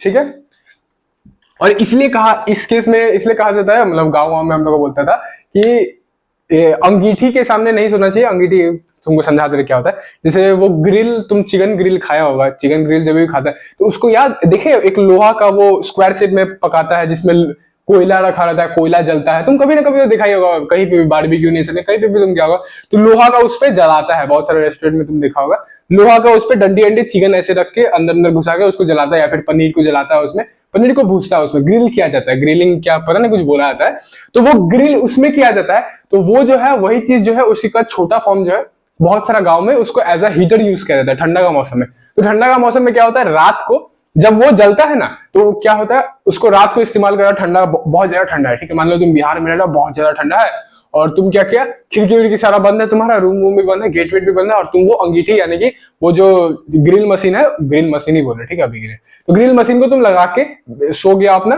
तो उसमें क्या होता है, कोयला जल रहा है, ठीक है, कोयला जल रहा है तो इनकम्प्लीट कंबसन होता है, और इनकम्प्लीट कंबसन जब होता है तो कार्बन मोनोऑक्साइड निकलता है। इनकम्प्लीट कंबसन जब होता है तो कार्बन मोनोऑक्साइड निकलता है, और पूरा रूम तुम्हारा कार्बन मोनोऑक्साइड के साथ भर गया, ठीक है। तो अब क्या होगा, तुम्हारा जो हेमोग्लोबिन है, तुम्हारा बॉडी के अंदर, खून के अंदर जो हेमोग्लोबिन है, वो ऑक्सीजन को छोड़ के कार्बन मोनोऑक्साइड के साथ कंबाइन करेगा, और कार्बन मोनोऑक्साइड के साथ अगर कंबाइन किया तो तुम्हारा बॉडी में ऑक्सीजन रहेगा ही नहीं, और तुम्हारा बॉडी तक ऑक्सीजन पहुंचेगा ही नहीं, तुम्हारा बॉडी जो है रेस्पिरेशन करेगा ही नहीं, और विद इन कुछ घंटों में या कुछ मिनटों में भी, आधा घंटा में भी तुम्हारा डेथ हो जाएगा, ठीक है। तो बस यही कार्बन मोनोऑक्साइड इसलिए हम लोग बॉडी के लिए बहुत डेंजरस है। कभी मतलब गाँव में तो बोला ही जाता है, हम लोग तो कभी यूज किए नहीं है, इन गाँव में बोला जाता है कि ऐसे इस्तेमाल नहीं करने के लिए, वही इससे थोड़ा बच के रहने के लिए। अपने दिमाग में रखना है कि इसका एफिनिटी जो है ऑक्सीजन से ज्यादा कार्बन मोनोऑक्साइड का है, जैसे कार्बन डाइऑक्साइड उससे ज्यादा ऑक्सीजन का, ऑक्सीजन से ज्यादा कार्बन मोनोऑक्साइड का, ठीक है। CO मतलब कार्बन मोनोऑक्साइड, ठीक है, तुम लोग केमिस्ट्री में पढ़ के आया होगा। अब तुम बोलेगा भैया हम ऑक्सीजन के बारे में पढ़ लिए, ऑक्सीजन ऐसे ट्रांसपोर्ट हो रहा है, लेकिन हमको जितना याद है जब आप एक्सचेंज ऑफ गैसेस पर आ रहे थे तो वहां पे कार्बन डाइऑक्साइड भी था भैया, वहां पे ना भैया कार्बन डाइऑक्साइड भी था, तो उसका क्या हुआ। ऑक्सीजन तो भैया हम समझ गए कि ठीक है हेमोग्लोबिन का है, लेकिन कार्बन डाइऑक्साइड का क्या हुआ। तो कार्बन डाइऑक्साइड क्या होता है कि वो ट्रांसपोर्ट किया जाता है डिजॉल्व फॉर्म में, वो क्या होता है ब्लड के साथ डिजॉल्व हो जाता है, और वही ब्लड के साथ उसको पूरा जगह पहुंचा देता है। इसको तुमको डिटेल में जानने की जरूरत नहीं है, तुम्हारा एनसीईआरटी में सिर्फ इतना ही लिखा हुआ है कि ट्रांसपोर्टेड इन डिजॉल्व फॉर्म, तुमको इतना जानने की जरूरत है। अभी के बेसिक अंडरस्टैंडिंग, अगर तुम थोड़ा और विजुअलाइज करना चाहता है तो बस वही मानो कि ब्लड के साथ वो घुल जाएगा, और घुल के पूरा बॉडी तक वो ट्रांसपोर्ट हो जाता है। ट्रांसपोर्ट क्या मतलब ले लिया जाता है, बॉडी के साथ लेके आया जाता है उसको, और फिर हम लोग एल्वियोली को देता है, फिर एल्वियोली लेके जाता है, उनको पूरा प्रोसेस पता ही है। ये हम लोग आ चुके हैं डायफ्राम को समझने के लिए। डायफ्राम क्या है, एक मस्कुलर डोम शेप्ड ऑर्गन है विच separate chest and abdomen. Muscular से कहने का मतलब है कि ये स्केलेटल मसल का बना हुआ है, और डोम शेप लिखा गया है, इसका मतलब है कुछ ऐसा शेप समझ लो, कुछ ऐसा करके डोम शेप रहता है, ऑर्गन है, ये सेपरेट करता है हम लोग का चेस्ट और एब्डोमेन को, ठीक है। कैसे भैया, ये एक्चुअली कहां पे प्रेजेंट होता है, हम लोग का लंग्स, लंग्स का जो ये रिबकेज है, रिबकेज जहां पे एंड हो रहा है, तुम फील भी कर पाओगे इसको, लाइक अंदर सांस लो, इनहेल करो जोर से, और तुम्हारा रिबकेज जब तुमको फील होगा तो जहां पे एंड हो रहा है तुम्हारा रिबकेज, वहां पे जैसा शेप बन रहा है वैसा ही शेप में ये जो है प्रेजेंट रहता है। क्या है अपना डायग्राम, डायफ्रम, भाई हमको भी स्पेलिंग देख लेना, प्रोनाउंसिएशन समझना है। ये जो जी है ये साइलेंट है, ये जी है साइलेंट है, डायफ्रम बोलता है इसको। डायफ्रम यहाँ पे ही प्रेजेंट रहता है, और ये क्या करता है, हम लोग का चेस्ट और एब्डोमेन को सेपरेट करता है। इसके नीचे वो हम लोग का एब्डोमेन यानी कि पेट वाला रीजन, और इसके ऊपर वो हम लोग का चेस्ट, ठीक है, सेपरेट कर रहा है हम लोग का चेस्ट और एब्डोमेन को, ठीक है, हम लोग समझ गए भैया। अब ये इनहेलेशन में कैसा हो जाता है और एक्सहेलेशन में कैसा हो जाता है वो हम लोग समझना है। ये इनहेलेशन में क्या होता है, डायफ्रम जो है मूव करता है आउटवर्ड और डाउनवर्ड। भैया इसका कहने का मतलब क्या है कि जब तुम इनहेल करेगा तो मान लो ये डायफ्राम है अपना, ठीक है, डोम शेप में, तो जब तुम इनहेल करेगा तो ये क्या होगा, थोड़ा सा ऊपर, थोड़ा नीचे जाएगा, मतलब बड़ा होगा और एक्सपैंड करेगा, जैसे दूसरा वर्ड में यहाँ पे लिखा गया एक्सपैंड करेगा। तो ये डायफ्राम जो है जब तुम इनहेल करते हैं यानी कि सांस अंदर लेता, हम लोग, तुमको थोड़ा सा कंफ्यूजन होगा, तुमको लगेगा कि डायफ्राम जो है कॉन्ट्रैक्ट हो जाता होगा यानी कि सिकुड़ जाता होगा जब हम सांस लेते होंगे, लेकिन ऐसा चीज नहीं है, ऐसा बात नहीं है। जब तुम इनहेल करेगा यानी कि सांस अंदर लेता है तो डायफ्राम क्या होता है, एक्सपैंड करता है। देखो ये देखो, मेरा तरफ ध्यान देना, ठीक है,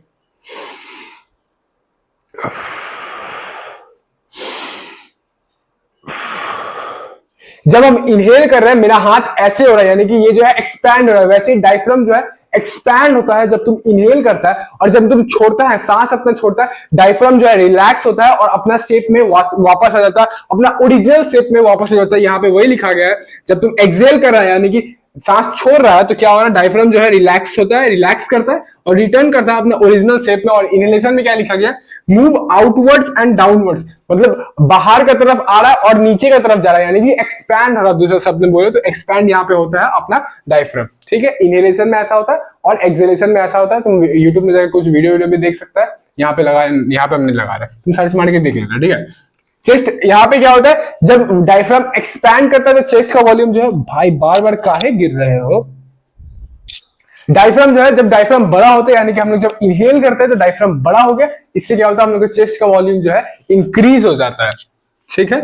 चेस्ट का वॉल्यूम जो है इंक्रीज हो जाता है। और एक्सेल में क्या होता है, डायफ्राम जो है छोटा हो जाता है, अपना ओरिजिनल शेप में वापस आ जाता है, इसलिए यहाँ पे क्या होता है, चेस्ट का वॉल्यूम डिक्रीज हो जाता है। छोटा टॉपिक है रेसिडुअल वॉल्यूम का। इसमें क्या है, the volume of air remaining in the lungs even after a maximal forceful exhalation. तुम फोर्सफुली जितना निकाल सकते हो सांस, अपना ब्रीथ आउट कर सकते हो यानी कि एक्सहेल कर सकते हो, उतना कर लो। मेरे साथ करो,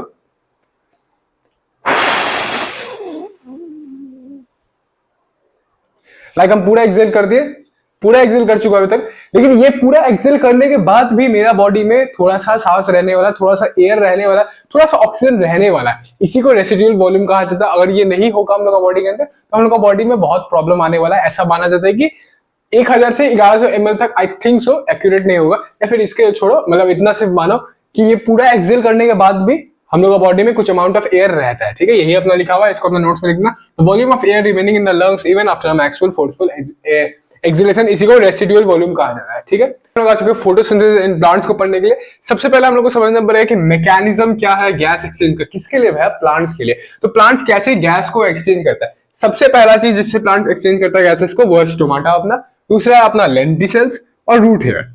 स्टोमाटा हो गया, तुम फोटोसिंथेसिस में ऊपर क्या है, ऑटोट्रॉफिक न्यूट्रिशन में याद करने की कोशिश करो, तो वो स्टोमाटा जो था स्मॉल ओपनिंग होता है लीफ में, तो उससे गैस एक्सचेंज करता है। सिंपल बात, स्टोमाटा तुमको पता है। अब दूसरा है हम लोग का लेंटिसेल्स। भैया लेंटिसेल्स क्या है, देखो बहुत सारा प्लांट में तुम देखिए कि वो लोग का जो स्टेम होता है वो वुड का बना होता है, मतलब एकदम हार्ड रहता है, डार्क ब्राउन कलर का होता है, ग्रीन कलर का नहीं होता है, मतलब तुम्हारा हाथ से भी नहीं टूटने वाला होता है, इतना हार्ड होता है। तुम कहीं कहीं घूमता होगा तुमको दिखता ही होगा, ठीक है। तो क्या है कि वो ना बहुत हार्ड है, उसमें स्टोमाटा नहीं हो सकता। लीफ थोड़ा नरम है तो उसमें स्टोमाटा प्रेजेंट है, लेकिन उसमें क्या है, स्टोमाटा प्रेजेंट नहीं हो सकता क्योंकि वो बहुत हार्ड है। तो वहां पे क्योंकि स्टोमाटा प्रेजेंट नहीं होता, वहां पे क्या होता है, मतलब भगवान ही ऐसा डिजाइन करके भेजा। मान लो ये अपना स्टेम है, ठीक है, तो इसमें क्या होगा, एक होल्स होगा, एक नहीं बहुत सारा होल्स होगा, जिसको लेंटिसेल्स कहा जाता है। और इसका काम ही है एक्सचेंज ऑफ गैसेस कराना, क्या चीज से, डिफ्यूजन का मदद से। सिमिलरली सिंपल डिफ्यूजन का मदद से ये लोग भी एक्सचेंज ऑफ गैसेस करता है। और ये जो होल्स है परमानेंट होल्स है, मतलब हमेशा खुला ही रहेगा। जैसे स्टोमाटा क्या था, क्लोज हो रहा था, ओपन हो रहा था, लेकिन ये लोग क्या परमानेंट होल्स है, हमेशा खुला ही रहने वाला है। और तीसरा पॉइंट है अपना रूट हेयर। वही जो रूट वाला होता है, नीचे जो जड़ होता है, उसका जो हेयर्स होता है, उसके थ्रू भी, हालांकि ज्यादा अमाउंट में नहीं, जितना स्टोमाटा या लेंटिसेल्स करा उतना नहीं, लेकिन थोड़ा अमाउंट में वो सॉइल से थोड़ा सा ऑक्सीजन जो है, ऑक्सीजन कार्बन डाइऑक्साइड एक्सचेंज करता है, एक्सचेंज ऑफ गैसेस करता है थ्रू डिफ्यूजन, ठीक है। ये तीनों चीज जो है डिफ्यूजन का मदद से ही एक्सचेंज ऑफ गैसेस कैसे करता है। अनलाइक आवर बॉडी, हम लोग का बॉडी में क्या था, ब्लड सिस्टम था, बहुत इतना सारा रेस्पिरेटरी सिस्टम, एल्वियोलाई, ये सब परे, वो सब परे, हेमोग्लोबिन कर रहा है, रेस्पिरेटरी पिगमेंट है, लेकिन यहाँ पे वो सब कुछ नहीं है, सिर्फ ये लोग डिफ्यूजन का मदद से अपना एक्सचेंज ऑफ गैसेस करता है, ठीक है।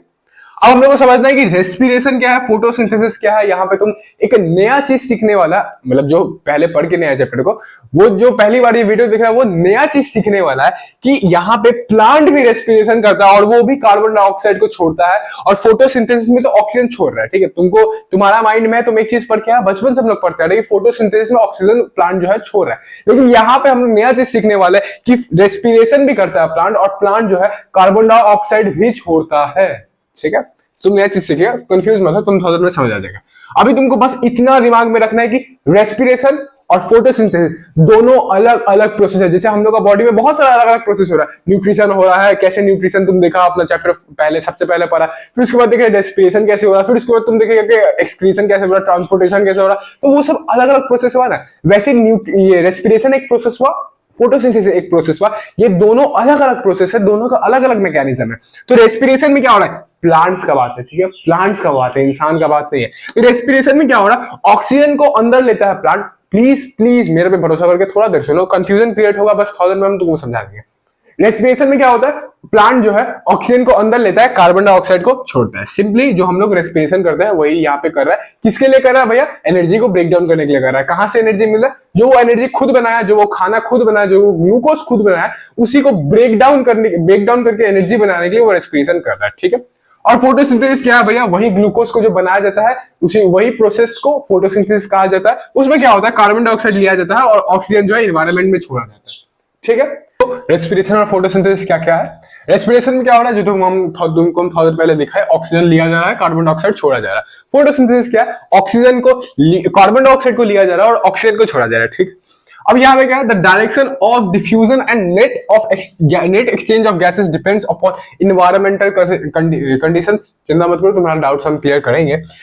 यहाँ पे लिखा गया है कि डायरेक्शन ऑफ डिफ्यूजन, ये कहना चाह रहा है कि इन द सेंस की direction of diffusion in the sense कहना चाह रहा है कि कब कार्बन डाइऑक्साइड लिया जा रहा है, कब ऑक्सीजन छोड़ा जा रहा है, और कब ऑक्सीजन लिया जा रहा है और कार्बन डाइऑक्साइड छोड़ा जा रहा है। और फिर नेट एक्सचेंज ऑफ गैसेस, कितना गैसेस जो है वो एक्सचेंज होता है, वो इन्वायरमेंटल कंडीशंस पे डिपेंड करता है। किसके लिए, प्लांट के लिए। प्लांट कितना, कैसे, उसका डायरेक्शन ऑफ डिफ्यूजन क्या है, वो कब कार्बन डाइऑक्साइड को ले रहा है, कब ऑक्सीजन को ले रहा है एटमॉस्फेयर से, और फिर वो कितना गैसेस को रिलीज कर रहा है, वो इन्वायरमेंटल कंडीशंस पे डिपेंड होता है। और environmental conditions in the sense वो कहना चाह रहा है कि रात है या सुबह है, धूप ज्यादा निकला है या धूप कम निकला है, अंधेरा छाया हुआ है, मतलब समझ गए ये इन द सेंस ये कहना चाह रहा है कि एनवायरमेंटल कंडीशंस ये है।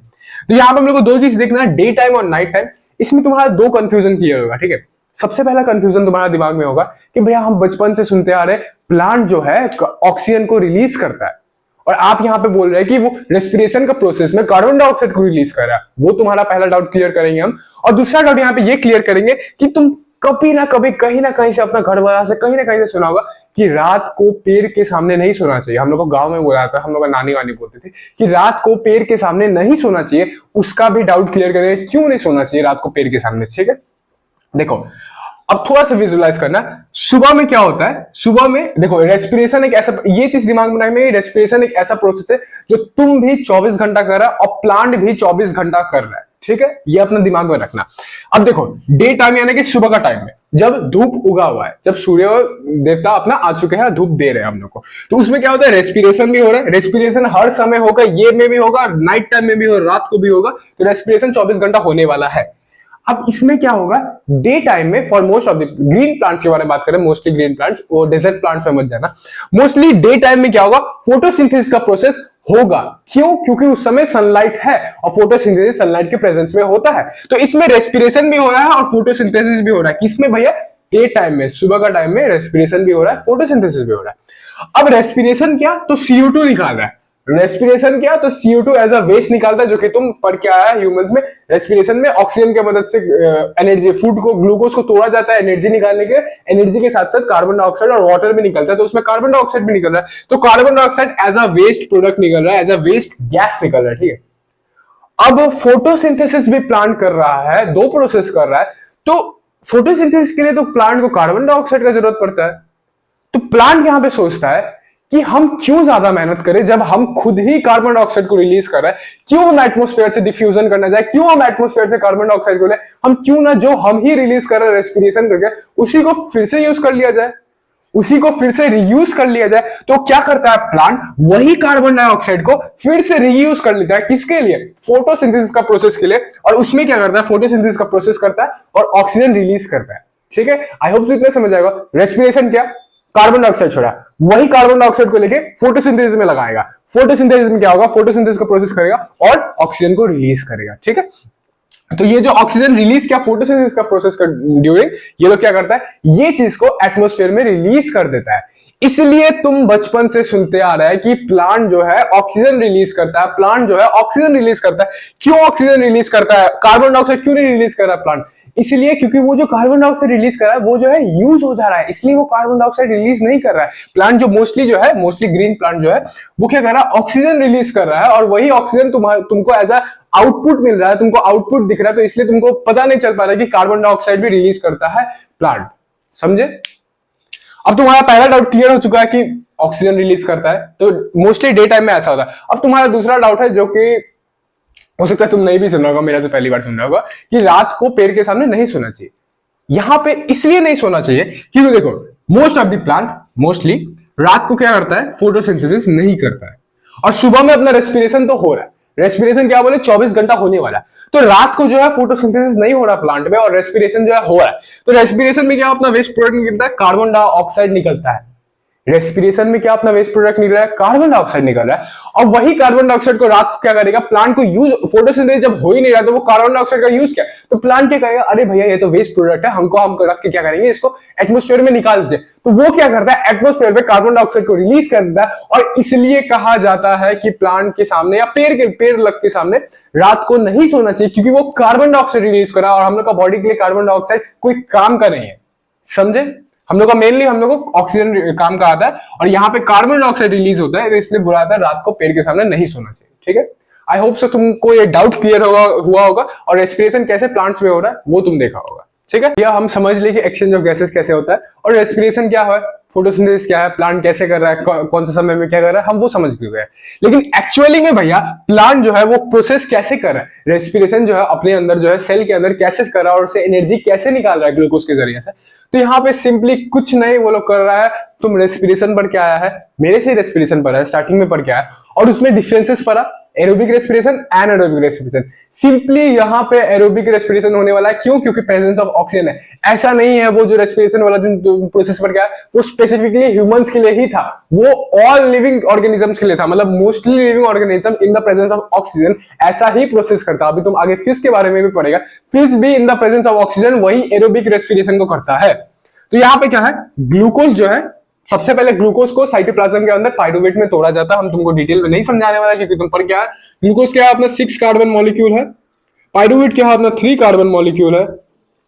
ग्लूकोज को पाइरुवेट में कन्वर्ट किया गया इन द किसके अंदर, साइटोप्लाज्म के अंदर। और फिर पाइरुवेट देखता है कि मेरे पास भैया ऑक्सीजन तो है, जितना हमको ऑक्सीजन नीडेड था उतना ऑक्सीजन तो मेरे पास है। तो वो क्या करेगा, माइटोकॉन्ड्रिया में जाएगा, माइटोकॉन्ड्रिया में खुद को ब्रेक डाउन कर लेगा। खुद को ब्रेक डाउन कर लेगा किसमें, कार्बन डाइऑक्साइड H2O यानी कि वाटर, कार्बन डाइऑक्साइड और एनर्जी में। कार्बन डाइऑक्साइड H2O और वाटर एनर्जी में, एनर्जी किसका फॉर्म में होगा, एटीपी का फॉर्म में होगा। ठीक है, मछलियां जो है हमारे वो लोग कैसे ब्रीथ करता है। ठीक है, तो सबसे पहला चीज लिखा हुआ है fish breathe through gills. Simply कोई भी तुमको पूछेगा कि फिश जो है किससे ब्रीथ करता है, वो लोग का ऑर्गन किससे वो लोग ब्रीथ कर रहा है, गिल से वो लोग ब्रीथ करता है। तुमको हमेशा ये याद रखना है, तुम बचपन से भी ये सुनते आ रहा होगा, कहीं ना कहीं सुन के आया होगा।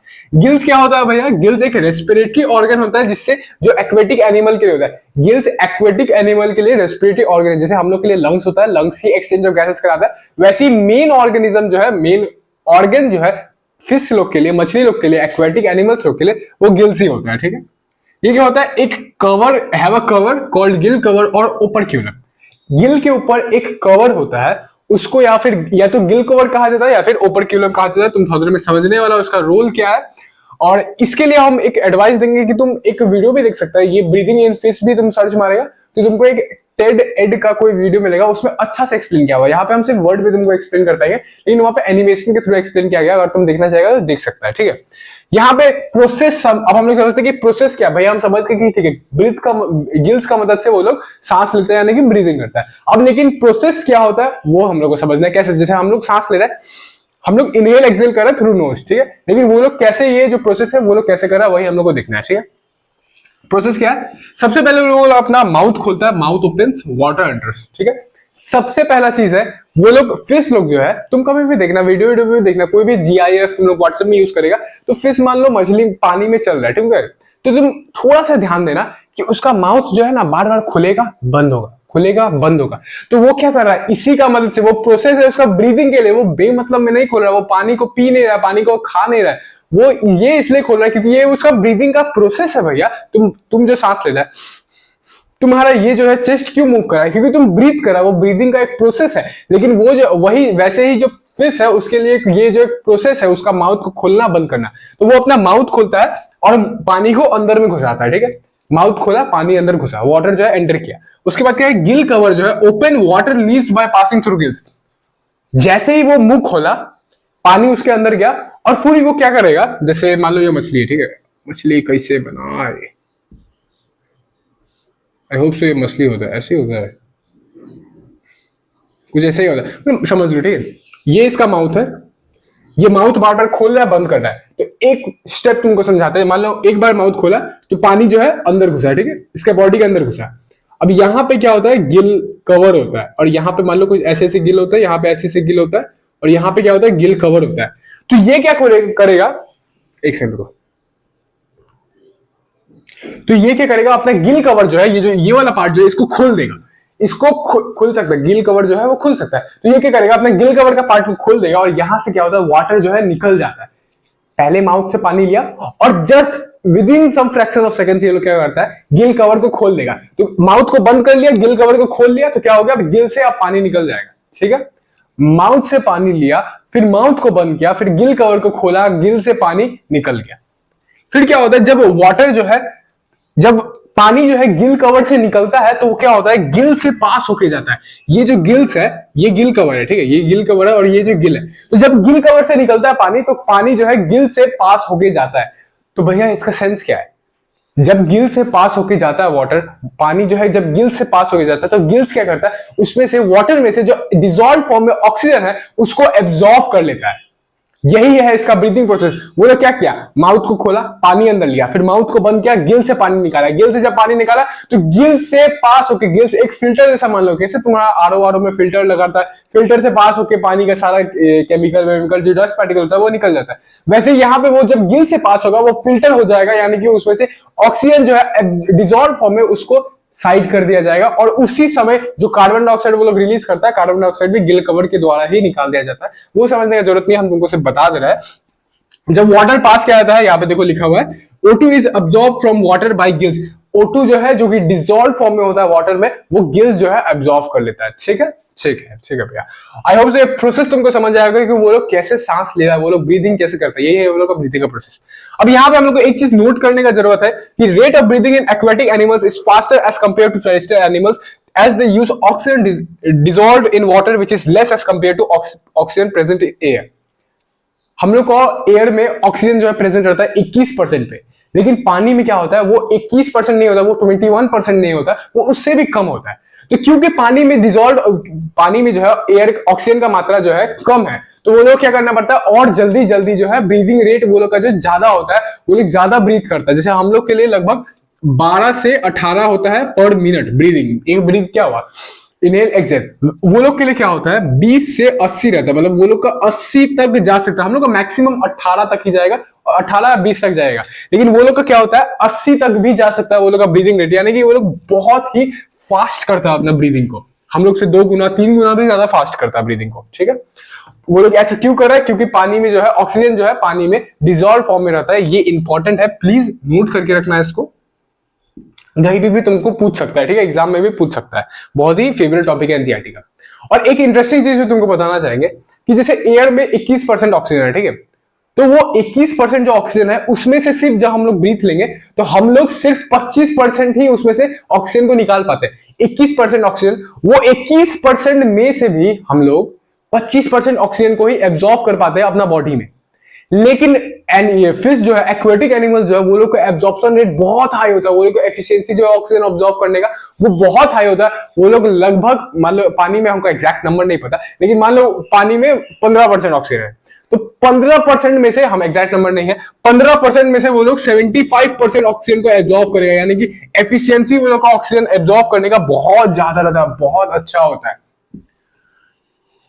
जैसे एलाइट एथलीट लोग जो रनिंग मैराथन दौड़ता है, वो लोग का क्या है कि वो लोग विद प्रैक्टिस अपना ऑक्सीजन एब्जॉर्ब करने का एफिशिएंसी को बढ़ाता है। जैसे वो लोग का नॉर्मली हम लोग देखेंगे तो एलाइट एथलीट लोग जो है वो लोग हम लोग से ज्यादा, नॉर्मल ह्यूमंस लोग से ज्यादा, जो मैराथन रनर है वो लोग ज्यादा एब्जॉर्ब करता है ऑक्सीजन को। ज्यादा एब्जॉर्ब क्यों कर रहा है ऑक्सीजन को, उसके फायदा क्या है, क्योंकि उससे ज्यादा एनर्जी बना पा रहा है, उससे और लंबा दौड़ पाएगा, वो एनर्जी से और लंबा दौड़ पाएगा। सेम यही सेंस है। और यहाँ पे मछली जो है यहाँ पर जीत जाता है, क्योंकि उसका सबसे ज्यादा एफिशिएंसी है ऑक्सीजन को एब्जॉर्ब करने का। किससे भैया, वाटर से, ठीक है।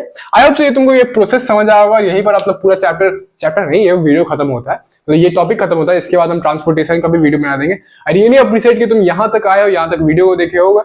अगर तुमको कुछ भी दिख रहा होगा कि ये हाँ ये इंप्रूव हो सकता है, भैया आप ये अच्छा नहीं समझा पा रहे, तुम ये अच्छा से नहीं समझा रहे, तो मेरा ओपन माइंड है, विद ओपन माइंड हम तुम्हारा फीडबैक को लेंगे, तुम कमेंट में मेरे को बता सकता है। दैट्स इट फॉर टुडे, मिलते हैं नेक्स्ट वीडियो में, तब तक के लिए